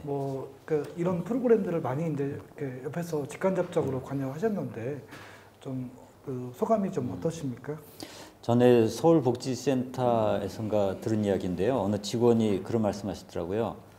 그런 복지시설의 가장 큰 어려움, 직원 입장에서 그게 민원인데 그 아주 민원을 늘 넣는 어르신들이 몇 분 계셨어요. 그 중에 한 분이 그렇게 직원들이 힘들게 하다가 어느 날부터 민원을 안 넣더랍니다. 조용해진 거죠. 왜 그런가 봤더니 연극을 하기 시작했대요. 그분이. 거기에 몰입하면서 에너지가 글로 이제 바뀐 거죠. 전 문화예술 교육의 힘이 뭘까? 전 한마디로 매력이라고 생각합니다. 기성세대가 재력도 있고 권력도 있는데 매력이 없어요. 체력도 옛날보다 높아졌는데 옛날보다 매력이 없다고 생각하거든요. 우리 윗세대 어르신들보다. 한편으로는 있어 보여요. 근데 아랫세대가 정말 이렇게 다가가고 싶고 이야기 나누고 싶은 그런 상대일까 싶은 생각이 드는 거죠. 꼰대 얘기가 나오는 것도 마찬가지고. 근데 결국 이런 매력을 높이기 위해서는 자기가 변해야 되는데 그 변화하는 과정에서 문화예술 교육이 해줄 수 있는 게 전 해석과 표현인 것 같아요. 그러니까 자신의 삶, 자신의 지나온 과거와 경험들을 또는 지금 살고 있는 모습을 다시 한번 바라보고 그걸 다른 언어로 풀어내는 이런 작업, 그리고 그것을 전혀 자기가 써보지 못한 언어로, 그게 뭐 몸짓이 될 수도 있고 뭐 시가 될 수도 있고 연극이 될 수도 있는데 그런 걸 하면서 자기와 다시 만날 때 아까 어린아이처럼 이렇게 역할놀이 하는 게 그냥 단순한 놀이 같지만 자기 안에 이제 눌러놔 있던 억압돼 있던 자기를 만나는 과정인데 그렇게 되면 스스로 해방되면서 남도 환대할 수 있다. 저는 그런 생각이 들어서 그렇게 좀 몸 바꾸기를 하는 작업이 이런 문화예술 교육이 아닐까 생각이 들어서 특히 이 낭독에서 참 많은 호응이 있었다는 게 좀 그 낭독도 이제 몸의 언어지 않습니까? 그래서 그런 어떤 일깨움 이런 게 참 중요한 것 같고 전 또 하나가 이런 것 같아요. 그 이게 이제 처음엔 각자로 시작하지만 서로 발견하고 해석하고 표현해주는 이런 작업도 중요한데 제가 전에 동네에서 이제 그 여성분들하고 했던 어떤 부모 모임에서 재밌게 했던 작업이 뭐냐면 한 사람을 주인공으로 해서 다른 한 두세 사람이 팀을 짜요. 그래서 그 사람을 하루 종일 따라가면서 일상을 한 이틀 정도 밀착 취재하는 거예요. 근데 동영상이 아닙니다. 그냥 정지 화면으로 이런 폰으로 찍어서 찍는 건 얼마든지 찍어도 돼요. 근데 한 10장의 카트로 딱 10장의 사진으로 한정시켜요. 10장의 사진으로 해서 거기에 나레이션을 그냥 넣는 거죠. 짤막짤막하게. 그렇게 해서 딱 구성하면 그 취재된 본인도 되게 놀랍고 그 바라본 사람들도 자기가 잘 모르는 사람이지만 집에도 들어가 보고 다 해보면서 자기를 또 다시 보게 되는 작업이 있거든요. 또 그걸 발표할 때도 되게 재밌어 하는 걸 봤는데 이런 식으로 뭐 엄청나게 멀리 있는 게 아니라 우리의 시시콜콜한 그런 일상의 경험에서도 얼마든지 예술적인 그런 실마리들을 찾아낼 수 있다는 걸 자각하면 우리 삶이 전혀 다르게 다가오지 않을까 이런 식의 다양한 시도들이 앞으로 필요할 것 같다는 생각도 듭니다. 예. 매력이라는 키워드가 유독 이제 귀에 탁 꽂히는데요. 아까 구민정 교수님이 이제 멋이라는 말을 이제 쓰셨어요. 이 멋, 매력 이런 말들이 이제 이 나이 들면 어떤 문화 그 과정에서 중요하다는 말씀이고요. 그 아까 이제 한 사람은 그렇게 이제 한 이틀 정도 정말 그 사람이 시간을 어떻게 쓰는지요, 자주 가는 곳은 어디인지 이것을 밀착 취재해서 10커트로 딱 찍는 이런 방식도 오리진 문화 프로그램 같은 데서 충분히 시도할 만한 좋은 프로그램인 것 같고요. 그렇습니다. 이금영 교수님은 올해 이제 한국노년학회에서 그 체계의 60+ 체계라는 이제 슬로건으로 이런 이제 그 노년 세대가 좀 책을 읽고 글을 쓰는 이런 이제 프로그램도 하시고 하셨는데요. 좀 이 노년 대상의 어떤 문화예술 프로그램들을 직간접적으로 많이 관여도 하시고 연구도 하셨는데 좀 어떤 느낌을 좀 갖고 계시는지 듣고 싶습니다. 저기 쭉 오길래 대답을 준비하고 있었는데 갑자기 질문이 바뀌니까 또 너무 훅 들어오셔가지고 그래도 이제 준비한 게 있으니까 그거 딱 얘기하고 그 다음에 말씀을 드릴게요. 제 경험을 먼저 말씀을 드리면요. 제가 한 10년 전부터 이제 자전거를 타기 시작했습니다. 근데 그 전까지는요. 우리가 뉴스나 아니면 드라마 같은 데 보면 한강공원에 자전거 타시는 분 있잖아요. 제대로 복장 갖춰서 이제 자전거 타시는 분 보면 조금 이제 심포도의 원리처럼 아유 참 팔자 좋은 양반이네. 그러니까 이른바 좀 어려운 표현으로 말하면 타자화 했었습니다. 나랑은 전혀 상관없이 그냥 여가를 즐기는 그런 어떤 사람으로 생각을 했어요. 근데 어떤 우연한 기회에 이제 제가 자전거를 타기 시작을 했고요. 자전거가 타는 게 너무 좋아서 심지어 대신에 이제 그 공도라 그러는데 이 도로에 타는 게 좀 위험할 것 같아서 아예 그냥 제 자전거 뒤에 거치대를 달아놓고 자전거 길만 찾아다니면서 이제 주차해놓고 이제 즐기고 있습니다. 제가 이제 그 타자화했던 그 대상이 되는 거죠. 어느 날 제가 한강공원에서 이제 좀 쉬고 있는데요. 저기에서 정말 뭐 어떻게 표현해야 되나요? 결국 남자니까 이런 표현 되겠죠. 정말 섹시한 분이 이렇게 막 제 옆자리에 앉으신 거예요. 근데 모자를 딱 벗는데 흰머리가 확 보이는 어르신이에요. 할아버지. 그걸 보고 제가 무릎을 탁 쳤습니다. 요거 앞으로 내가 은퇴한 이후에도 계속 할 수 있는 나의 여가 프로그램일 수 있겠구나라고 이제 생각을 한 거죠. 이전에 제가 타자화해서 나랑 상관없다고 생각했던 그 문화, 그 여가 활동을 나는 지금 현재 아주 잘 즐기고 있다라는 겁니다. 이게 이제 이 나이 드는 과정 속에서 발견할 수 있는 그런 어떤 즐거움이 아닐까라는 생각이고요. 어르신들을 대상으로 한 그런 어떤 문화 프로그램들에서도 이런 어떤 놀라운 발견, 그 다음에 스스로 이 충만감을 느낄 수 있는 그런 어떤 이 느낌을 줄 수 있는 그런 어떤 사업이었으면 좋겠다라는 생각이 들고요. 그 다음에 조금 이제 노인 복지적인 차원에서 여가를 조금 다르게 좀 해석을 하게 되면 요즘 이제 커뮤니티 케어라 그래서 지역사회에서 이 통합 돌봄이라는 게 상당히 이제 정부 차원에서 이제 진행되고 있습니다. 앞으로 이제 전국적으로 더 이제 확대가 될 건데요. 돌봄이라고 그러니까 꼭 아픈 사람만 생각하지만요. 여기에 이제 핵심적인 용어는 자기 돌봄입니다. 셀프 케어입니다. 아까 그 김찬호 교수님께서도 이 자기 돌봄이라는 표현을 쓰셨는데요. 자기 돌봄은 아픈 사람이 아니고요. 지금 현재 건강한 사람이 스스로 아프기 이전에 자신의 어떤 이 신체를 사랑하고 자신의 어떤 생활들을 건강한 어떤 생활로 유지하는 건데 저는 바로 이런 문화 활동이 바로 자기 돌봄의 아주 중심이라고 저는 생각을 하는 겁니다. 이 아까 그 60+ 책 뭐 말씀을 하셨는데요. 책을 통해서 자신이 이 타자와 소통하고요. 그 다음에 책을 통해서 성찰을 통해서 자기 자신과 소통을 통해서 자기 돌봄의 어떤 중요한 수단이 될 수 있다라는 거죠. 그래서 저는 이런 어떤 60+ 체계회 이 추진단의 이 사업 자체도 상당히 자기 돌봄이라는 측면에서 중요한 의미를 가진다고 생각합니다. 예, 말씀 감사합니다. 이금문 교수님도 이제 이 돌봄이라는 단어가 지금 우리가 작년부터 꼬박 2년 동안 이제 코로나19라는 이런 상황에서 어느 때보다 돌봄이라는 단어가 새롭게 이제 좀 우리가 생각해봐야 될 것 같고요. 김찬호 교수님도 언급하셨습니다만 이 돌봄의 역량이 이제 돌보는 대상이 따로 있고 돌보는 주체가 따로 있고 이런 그 의미가 아니라 좀 그 자기 돌봄, 타자 돌봄이 같이 가는 그러니까 돌봄의 어떤 능력을 강화하는 그런 사회 측면에서도 중요하다는 생각이 들었습니다. 말씀 감사하고요. 그 구민정 교수님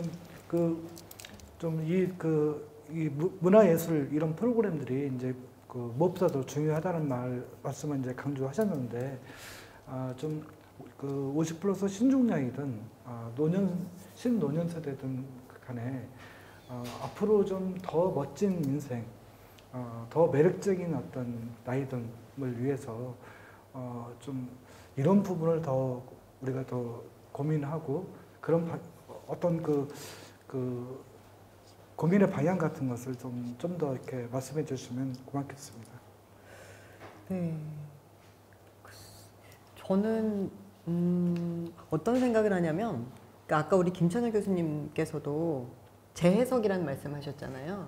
근데 이게 이제 50+ 신중년은 그 어떤 세대보다, 그러니까 노년 세대는 그 어떤 젊은 세대보다 경험이라고 하는 차원에서 굉장히 깊이를 갖고 있어요. 그분들이 뭐 학력이 고하를 막론하고 최근에 제가 포항에 가서 특별한 얘기를 들었는데 그거는 이제 뭐냐면 50+가 노년의 얘기를 듣는 상황이었어요.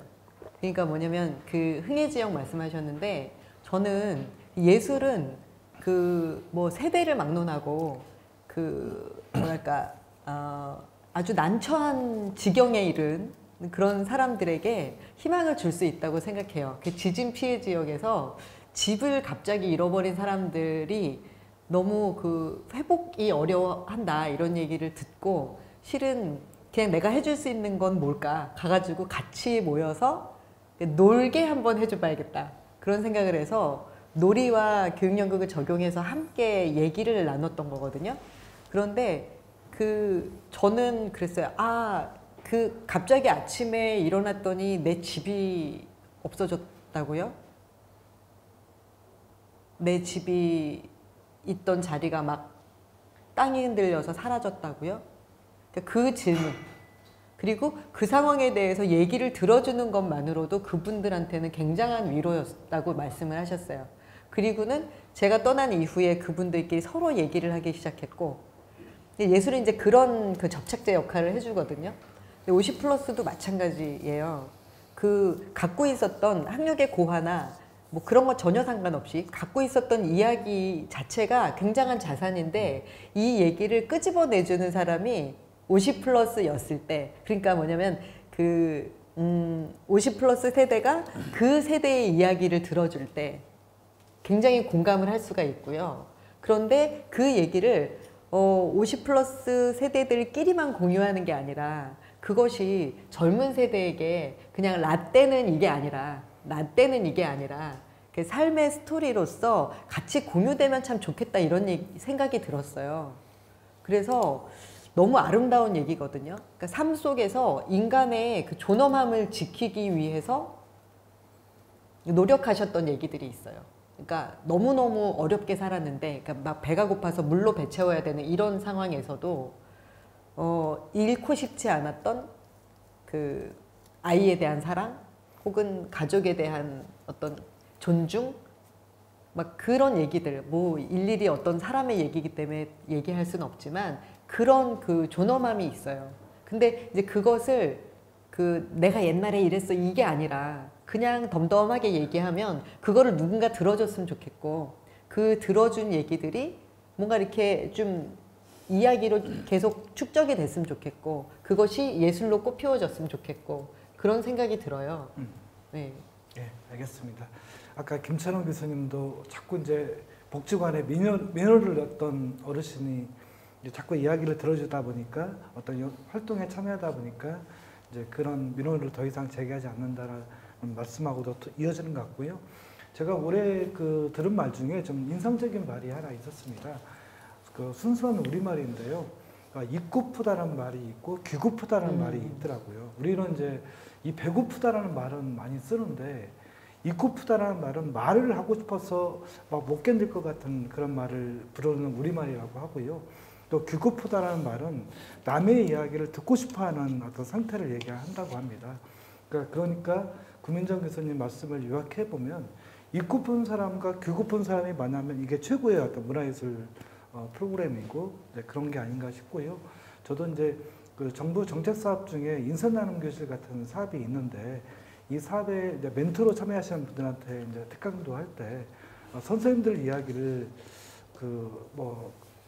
아동센터 아이들이나 청소년이나 군인들한테 얘기할 때 어떤 이야기를 해야 될까요? 라고 이제 여쭤봐요. 그러면 성공한 이야기를 하면 사람들이 관심을 가질까요?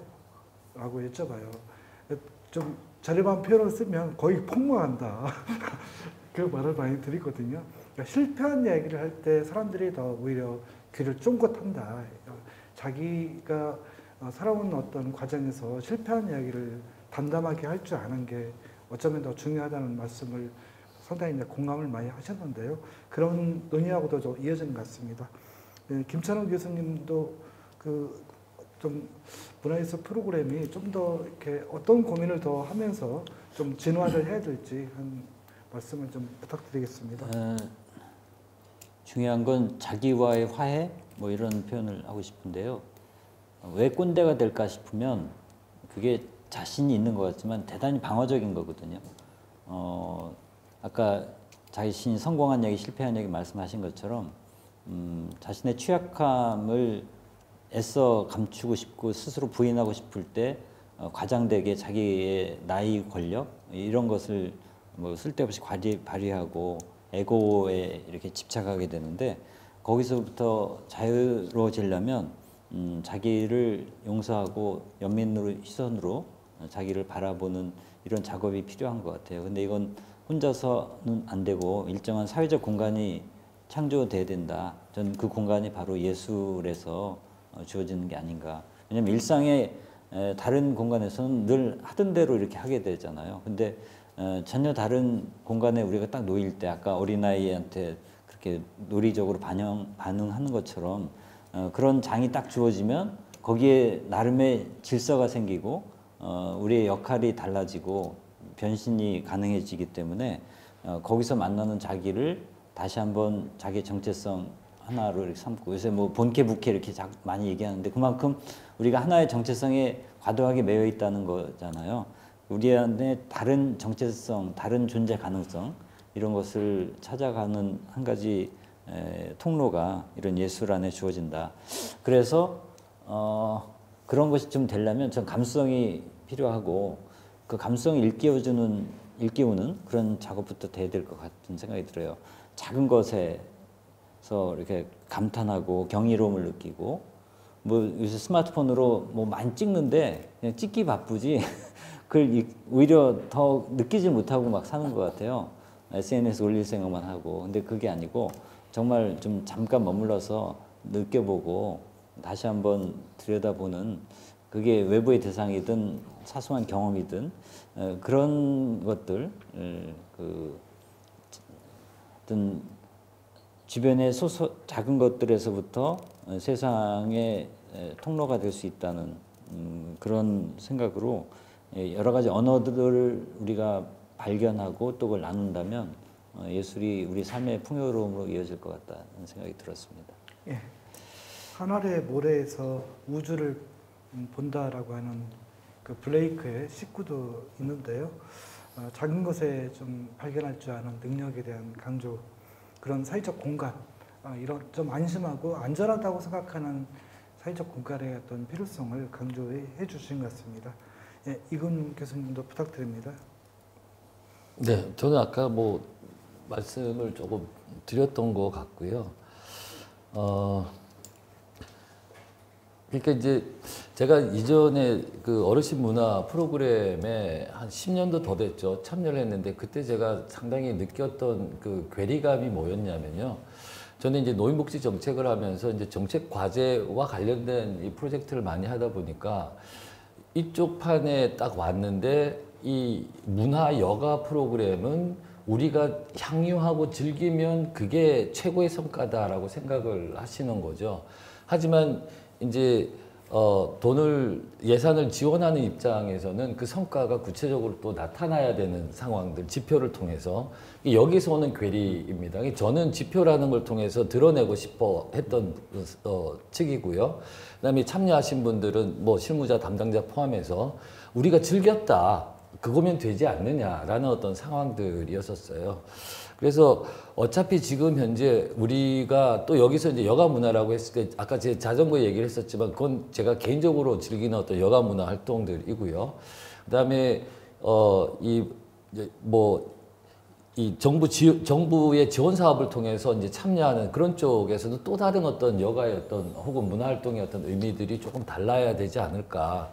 이제 그러면서 저는 조금 이렇게 오바일 수도 있는데요. 제가 계속 이제 이 정부 정책 과제에서도 주장하는 게 여가가 자원봉사가 되고요. 그다음에 자원봉사를 통해서 쭉 익힌 그런 어떤 이 준전문적인 어떤 활동들이 나중에 일거리, 그러니까 잡을 얻는 게 아니고요. 일거리로 이어질 수 있는 이런 선순환의 어떤 프로그램들, 이런 것들이 조금 만들어지면 여가 문화 활동에 대한 어떤 참여가 멀리 봤을 때 또 다른 비전을 또 생산해낼 수 있지 않을까라는 부분들에서 그런 부분도 조금 염두하는 게 좋지 않을까 생각합니다. 예, 말씀 감사합니다. 이 성과지표에 대한 얘기는 뭐 좀 정책사의 용어라든가 어떤 그런 얘기 통하는 것 같은데요. 오늘 이 논의까지 다 하기에는 너무 이제 저희가 주어진 시간이 많지 않아서 논의는 이 정도로 하고요. 두 번째 저희가 이 주제에서는 이런 신중년 대상의 어떤 문화예술 교육 프로그램의 어떤 그 자기전화 이런 측면에서 좀 논의를 했던 것 같습니다. 또 추가적으로 말씀하실 내용 없으시면 구민정 교수님 뭐 추가적으로 미처다 하지 못한 말이 있으면 그 짧게 한 말씀 문화 부탁드리겠습니다. 프로그램 부분에서 네. 이렇게 그러니까 현재 뭐 모든 프로그램을 다 알고 분석하고 이런 상황은 아니어서 말씀드리긴 어렵지만 그냥 뭐랄까 어떤 프로그램이든 문화예술 프로그램은 많이 주어지는 게 좋겠다. 그런데 이게 좀 지속적으로 이루어졌으면 좋겠다. 그래서 지금 50+ 인생학교 같은 경우는 졸업 이후의 활동을 더 중요하게 생각하거든요. 그래서 일정한 강좌든 프로그램이든 그것이 끝난 이후에 그 공허함을 계속해서 해소할 수 있도록 연대를 형성하게 해주는 그런 배려가 좀 필요할 것 같아요. 어떤 식으로든 계속해서 그 경험을 계속 이어갈 수 있도록 그것이 이제 어떤 사회적 안전한 공간 만들어주는 거와 함께 연대를 이어갈 수 있게 해서 외롭지 않게 하는 그런 배려가 필요하겠다 이 얘기를 덧붙여 드리고 싶네요. 예. 예.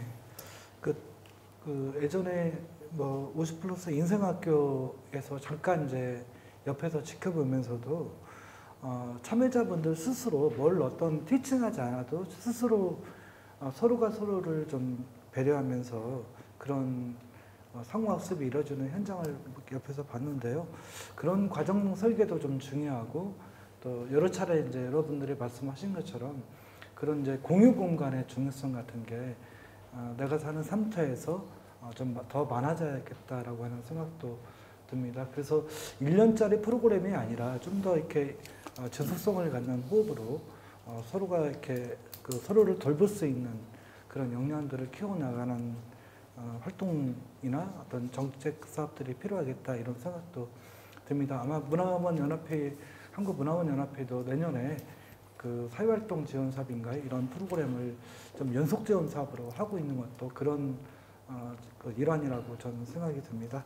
예, 두 번째 주제 이야기는 이 정도로 좀 마무리하겠습니다. 예, 감사합니다.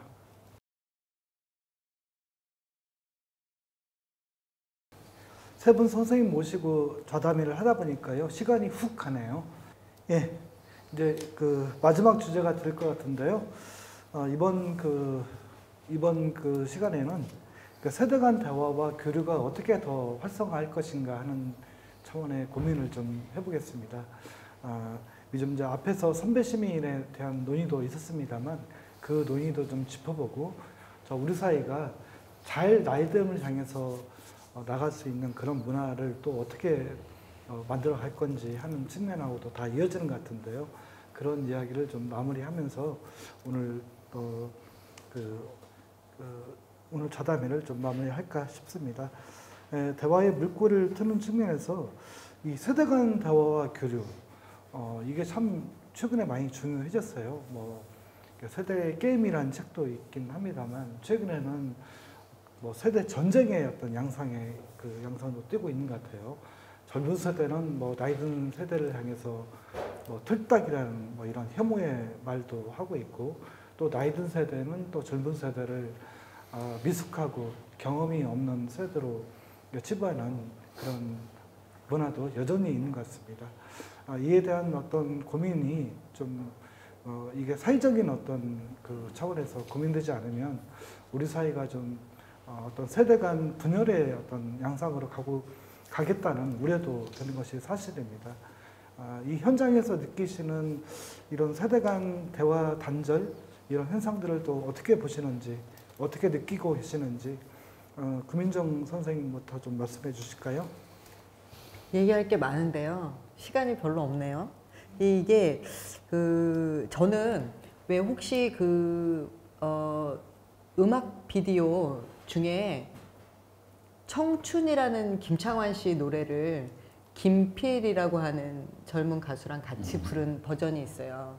그거를 굉장히 아주 감동적으로 봤고 그 다음에 우리 50플러스 인생학교 선생님들하고도 같이 봤거든요. 근데 그 모습이 세대 간 융합을 잘 보여주는 영상인 거예요. 왜냐하면 김창완 씨 정말 팬인데 그분이 원래 원곡을 가지고 계시죠. 청춘이란 노래는. 그런데 김필 씨가 거기서 노래를 쫙 먼저 불러요. 그리고 김창완 씨가 옆에서 마치 이렇게 돕는 것처럼 노래를 하세요. 그리고는 이제 뒷부분에 가서 다시 김창완 씨가 부르시고 근데 그 아주 미성의 김필 씨의 목소리를 사람들이 감동적으로 듣다가 약간은 그 원숙한 김창완 씨 노래가 탁 나오면 바로 저거야 이러면서 또 다시 거기에 끄떡이시거든요. 근데 이 뮤직비디오가 거의 끝부분에 가면 김창완 씨가 이렇게 김필 씨한테 뭐라고 써준 메시지가 있고 그 다음에 같이 이렇게 마이크 앞에서 노래를 부르시는데 어깨를 탁 두드려 주셔요. 그리고는 이제 네가 주연이야 라고 말하는 것 같아요. 근데 저는 그걸 보면 바로 저거야 라는 생각이 들어요. 그 젊은 세대가 이제 주연이에요. 그리고 활동을 가장 많이 할 수 있는 그런 세대예요. 그런데 김창완 씨는 가장 원숙한 조연이에요. 그래서 존경받고 그다음에 그 분야에서 정말 탁월하지만 메인의 자리를 이렇게 넘겨줄 수 있고 이렇게 옆에서 관조하기도 하면서 돕기도 하면서 그리고 또 김필 씨는 한 말씀 전해 듣는 듯한 이렇게 귀 기울여서 그 경험에 대한 얘기를 듣거든요.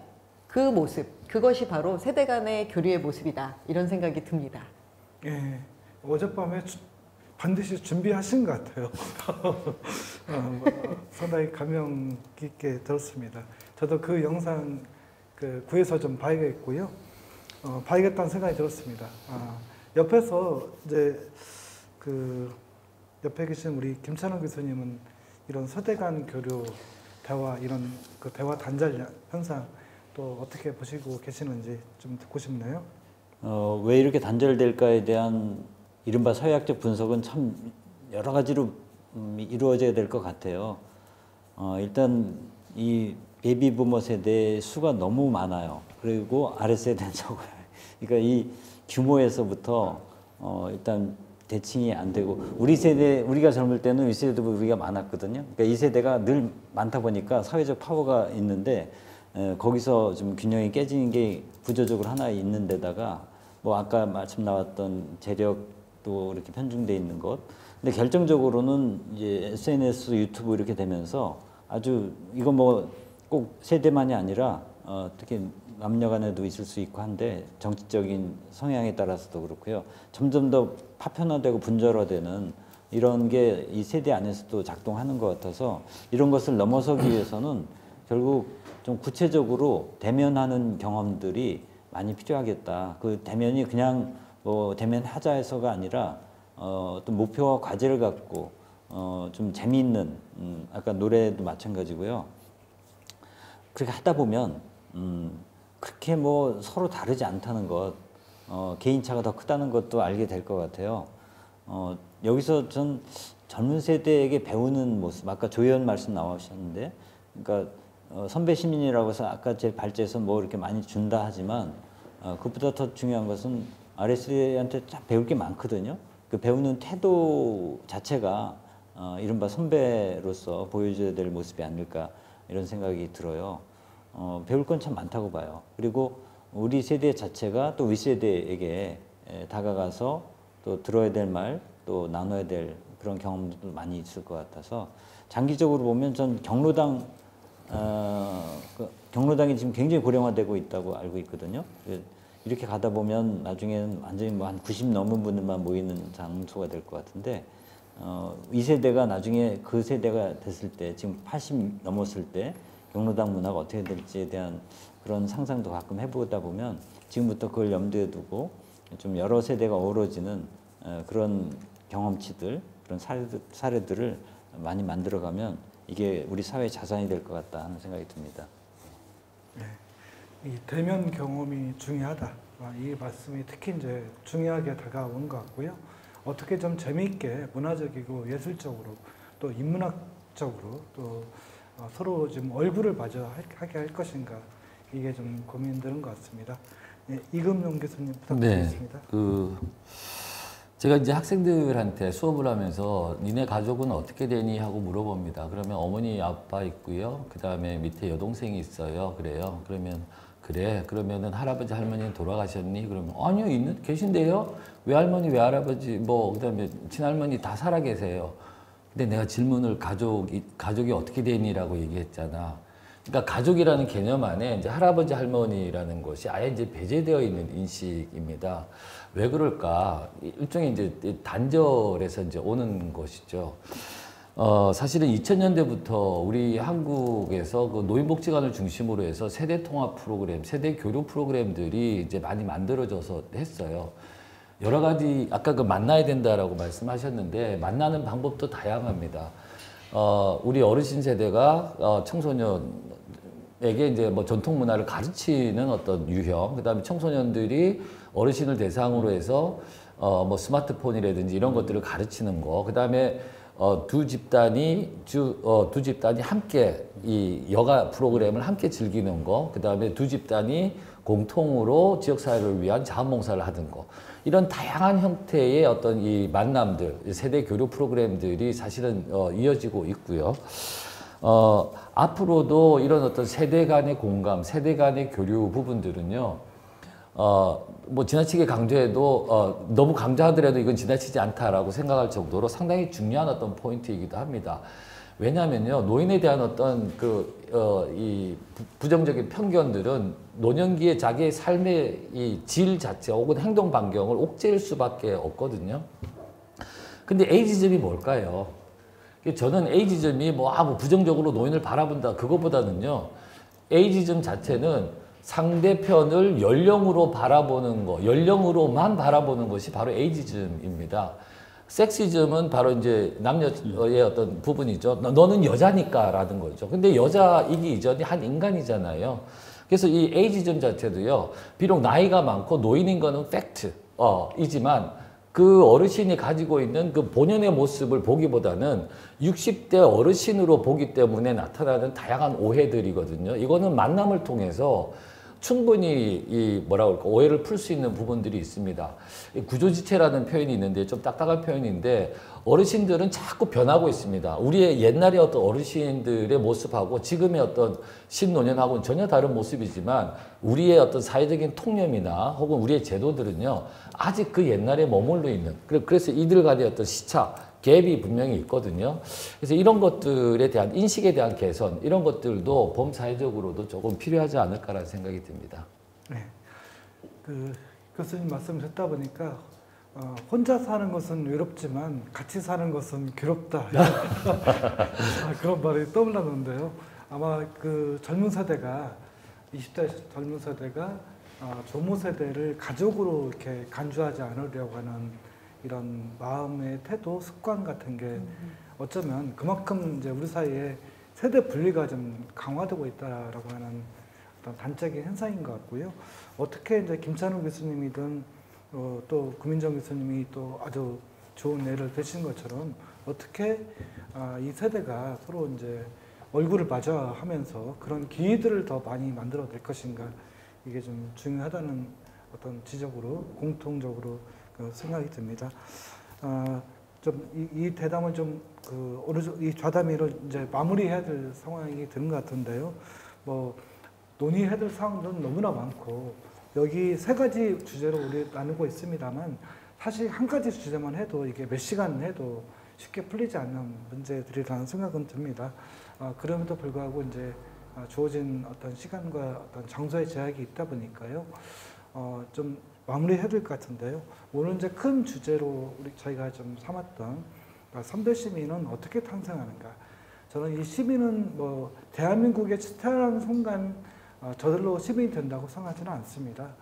장자크 루소라는 사람이 시민은 새롭게 제2의 탄생을 한다라고 하는 것처럼 선배 시민 또한 새롭게 탄생하는 것이 아닐까 이런 생각을 좀 하는데요.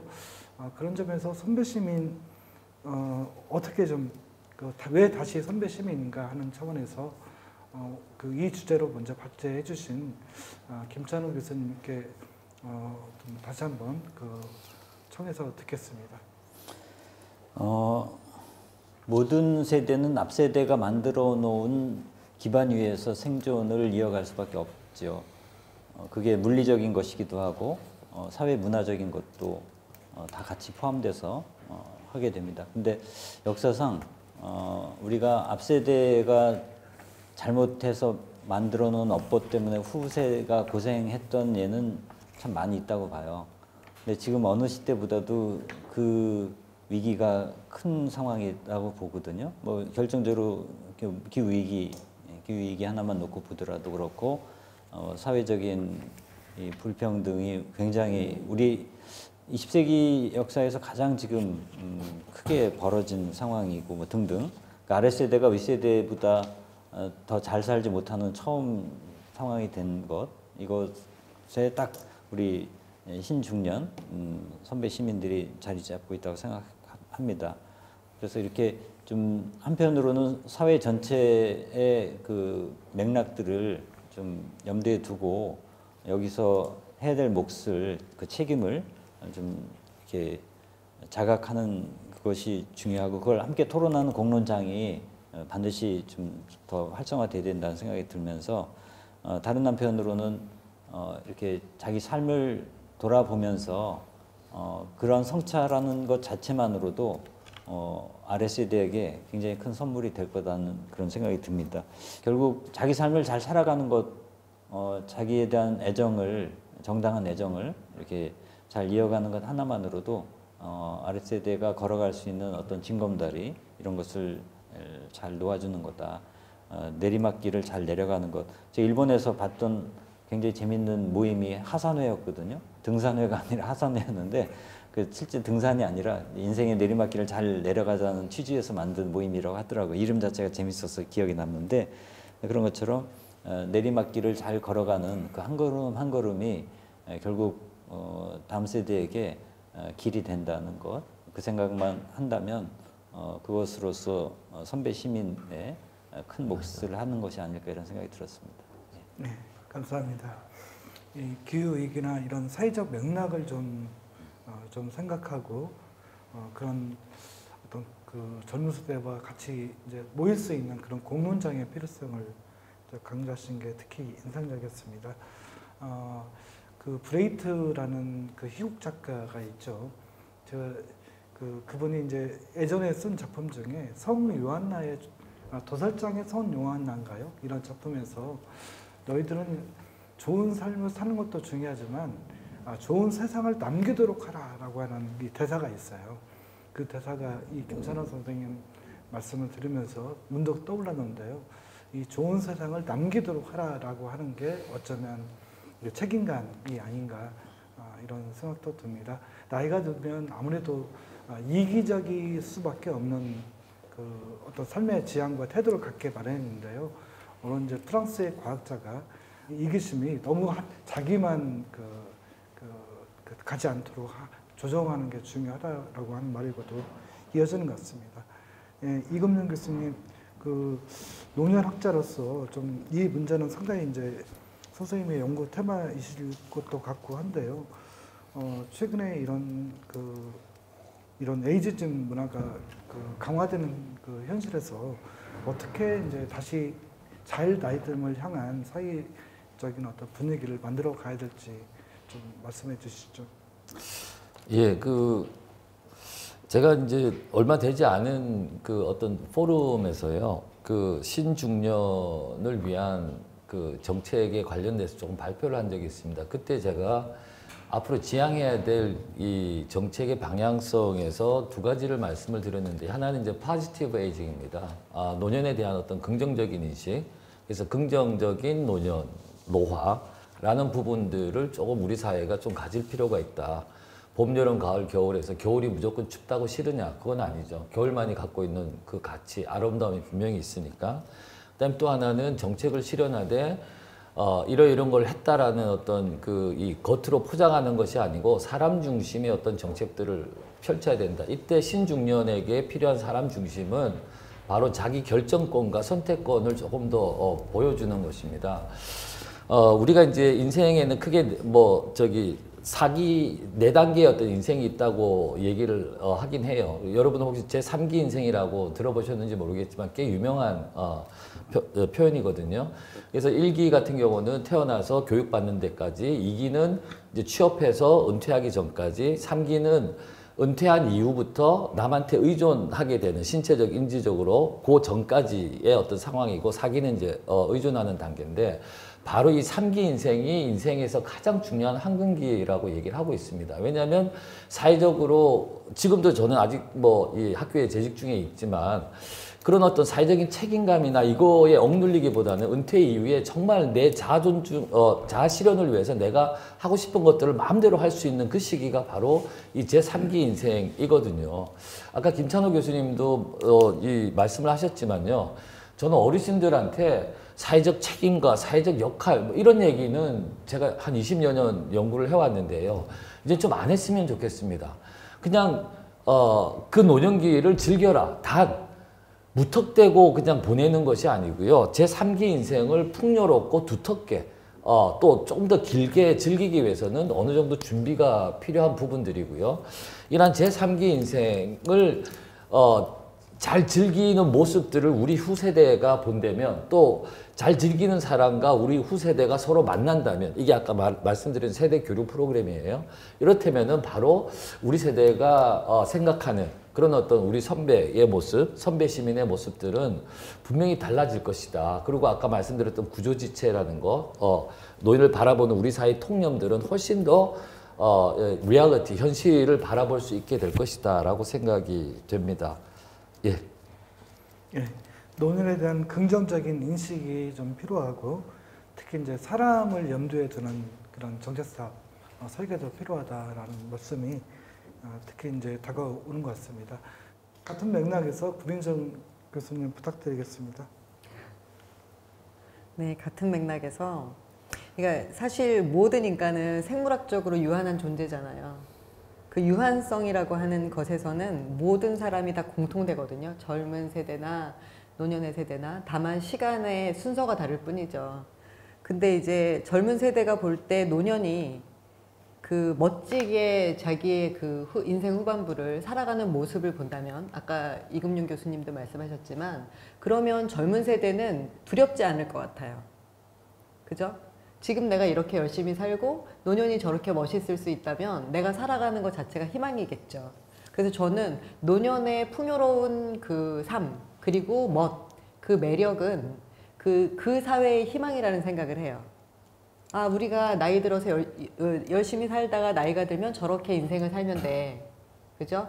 그래서 어떤 그 죽음에 대해서 그 돌보는 사회적 시선도 같은 맥락에서 바라봐야 된다는, 존엄하게 바라봐야 된다는 생각도 들고요. 그 다음에 세대와 그 어떤 세대 간의 만남, 그거는 구체적 장면이 연습돼야 된다는 생각을 해요. 그러니까 만나야 된다라고 하는 것이 당위라면, 그럼 어떻게 만날 건가? 이게 사실 집안 식구끼리도 아버지하고 자식하고 소통할 때 정말 몇 마디 못 나누는 집안들도 꽤 많고, 그것의 고민을 토로하는 분들도 있거든요.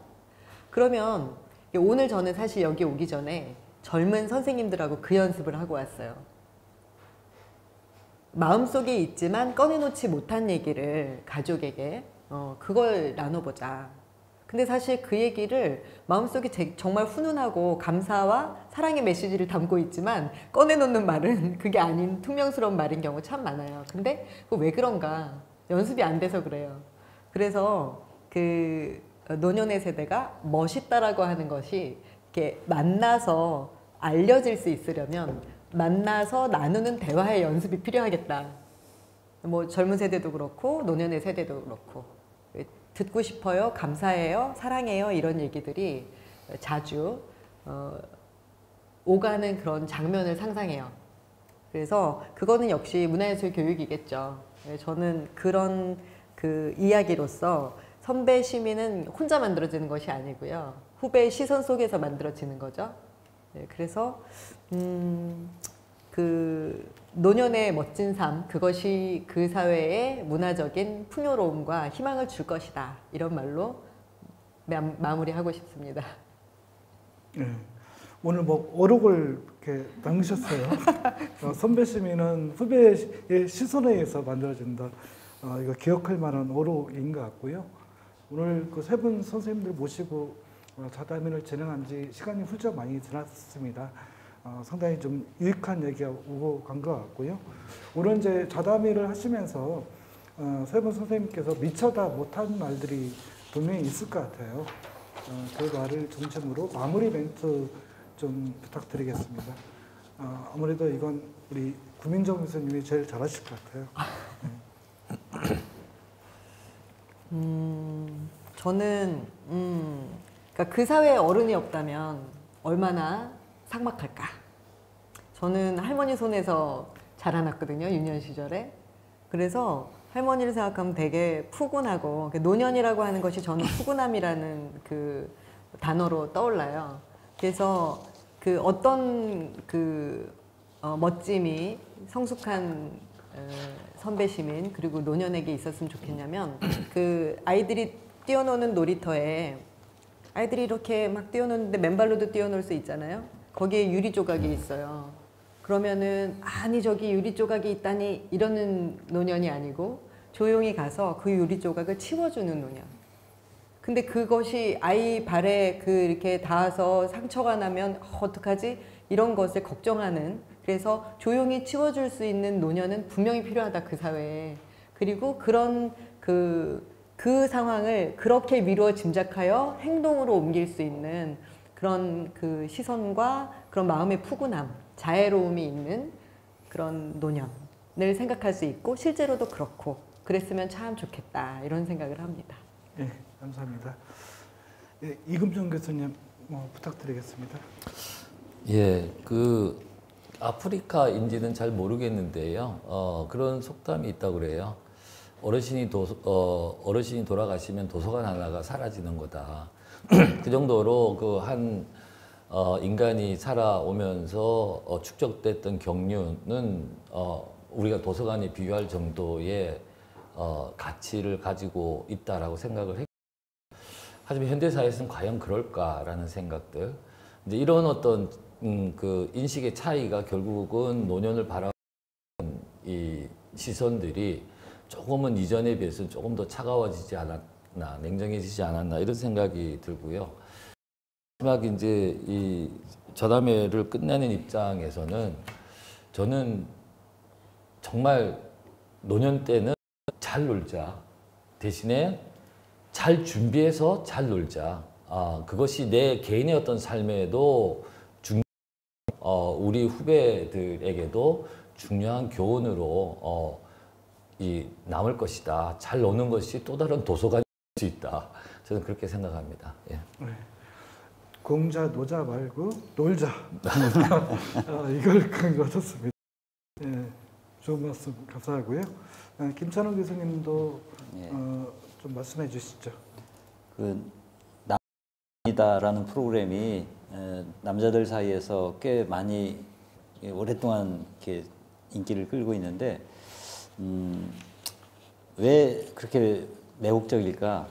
훌훌 털어버리고 정말 자연 속에서, 물론 뭐 연출된 면도 있겠지만 이미지로 볼 때 매이지 않고 또 욕망에서 자유롭게 이렇게 살아가는 모습이 좀 동경의 대상이 되는 것 같습니다. 근데 그건 하나의 상이고, 그거 말고도 좀 다양한 우리의 아까 제 3기 인생의 모습, 어떤 사례들이 나오면 좋겠습니다. 오늘 나왔던 이야기들이 좀 미디어가 엄청나게 많이 지금 발달했는데, 이런 것들을 잘 편집하고 다듬으면 저렇게도 살 수 있구나, 이렇게도 살 수 있구나. 근데 핵심은 전 결국 욕망과의 싸움일 것 같아요. 공자가 70에 종심소욕 불유구 이런 말을 했지만, 그러니까 자기 욕망과 마음을 따라가도 아무 문제가 없었다는, 전 나이 70에 그렇게 될 수 있을까? 그게 제 목표인데, 결국 꼰대고 뭐 다 이게 어떤 아주 비좁은 욕심에 이게 매여 있는 모습인데, 그것을 자연스럽게 해체할 수 있는 또 다른 문화가 나온다면 그 바로 우리의 멋진 놀이가 될 수 있겠다, 이런 생각이 들었습니다. 네, 감사합니다. 제가 오래전에 읽은 어떤 자료에서 세계적인 대부들이 돌아가실 때 이제 어떤 말을 남기고 돌아가시는가를 다룬 어떤 그 이야기였어요. 그걸 보니까 세계 최고 부자인 사람들도 결국에는 돌아가실 때는 내 곁에 있는 사람들한테 좀 더 잘해줄 걸, 좀 더 친절할 것, 이런 그 후회하고 자책하는 말들이 대부분이었다고 해요. 아마 오늘 이제 전체 큰 주제로 선배 시민은 어떻게 탄생하는가, 이런 주제도 결국에는 좋은 삶이 무엇이고, 또 이렇게 좋은 삶을 살린 것뿐만 아니라 좋은 세상을 어떻게 남기도록 할 것인가 하는 논의와 다 이어지는 것 같고요. 이건 뭐 어떤 그 정답이 있는 것은 아니고, 또 뭐 저마다의 각자의 사례들을 더 만들어내는 것이 중요하지 않을까, 이런 생각도 듭니다. 이런 세 분 선생님 말씀처럼 이런 에이지즘의 문화를 좀 바꾸고 좀 재밌고 즐겁게 젊은 세대와 기꺼이 소통할 수 있고 협력할 수 있는 그런 문화를 만들어가는 게 중요하겠다는 그런 생각이 들었습니다. 세 분 선생님 너무 감사하고요. 끝까지 함께해 주신 해서 감사합니다. 예, 오늘 너무 수고하셨습니다.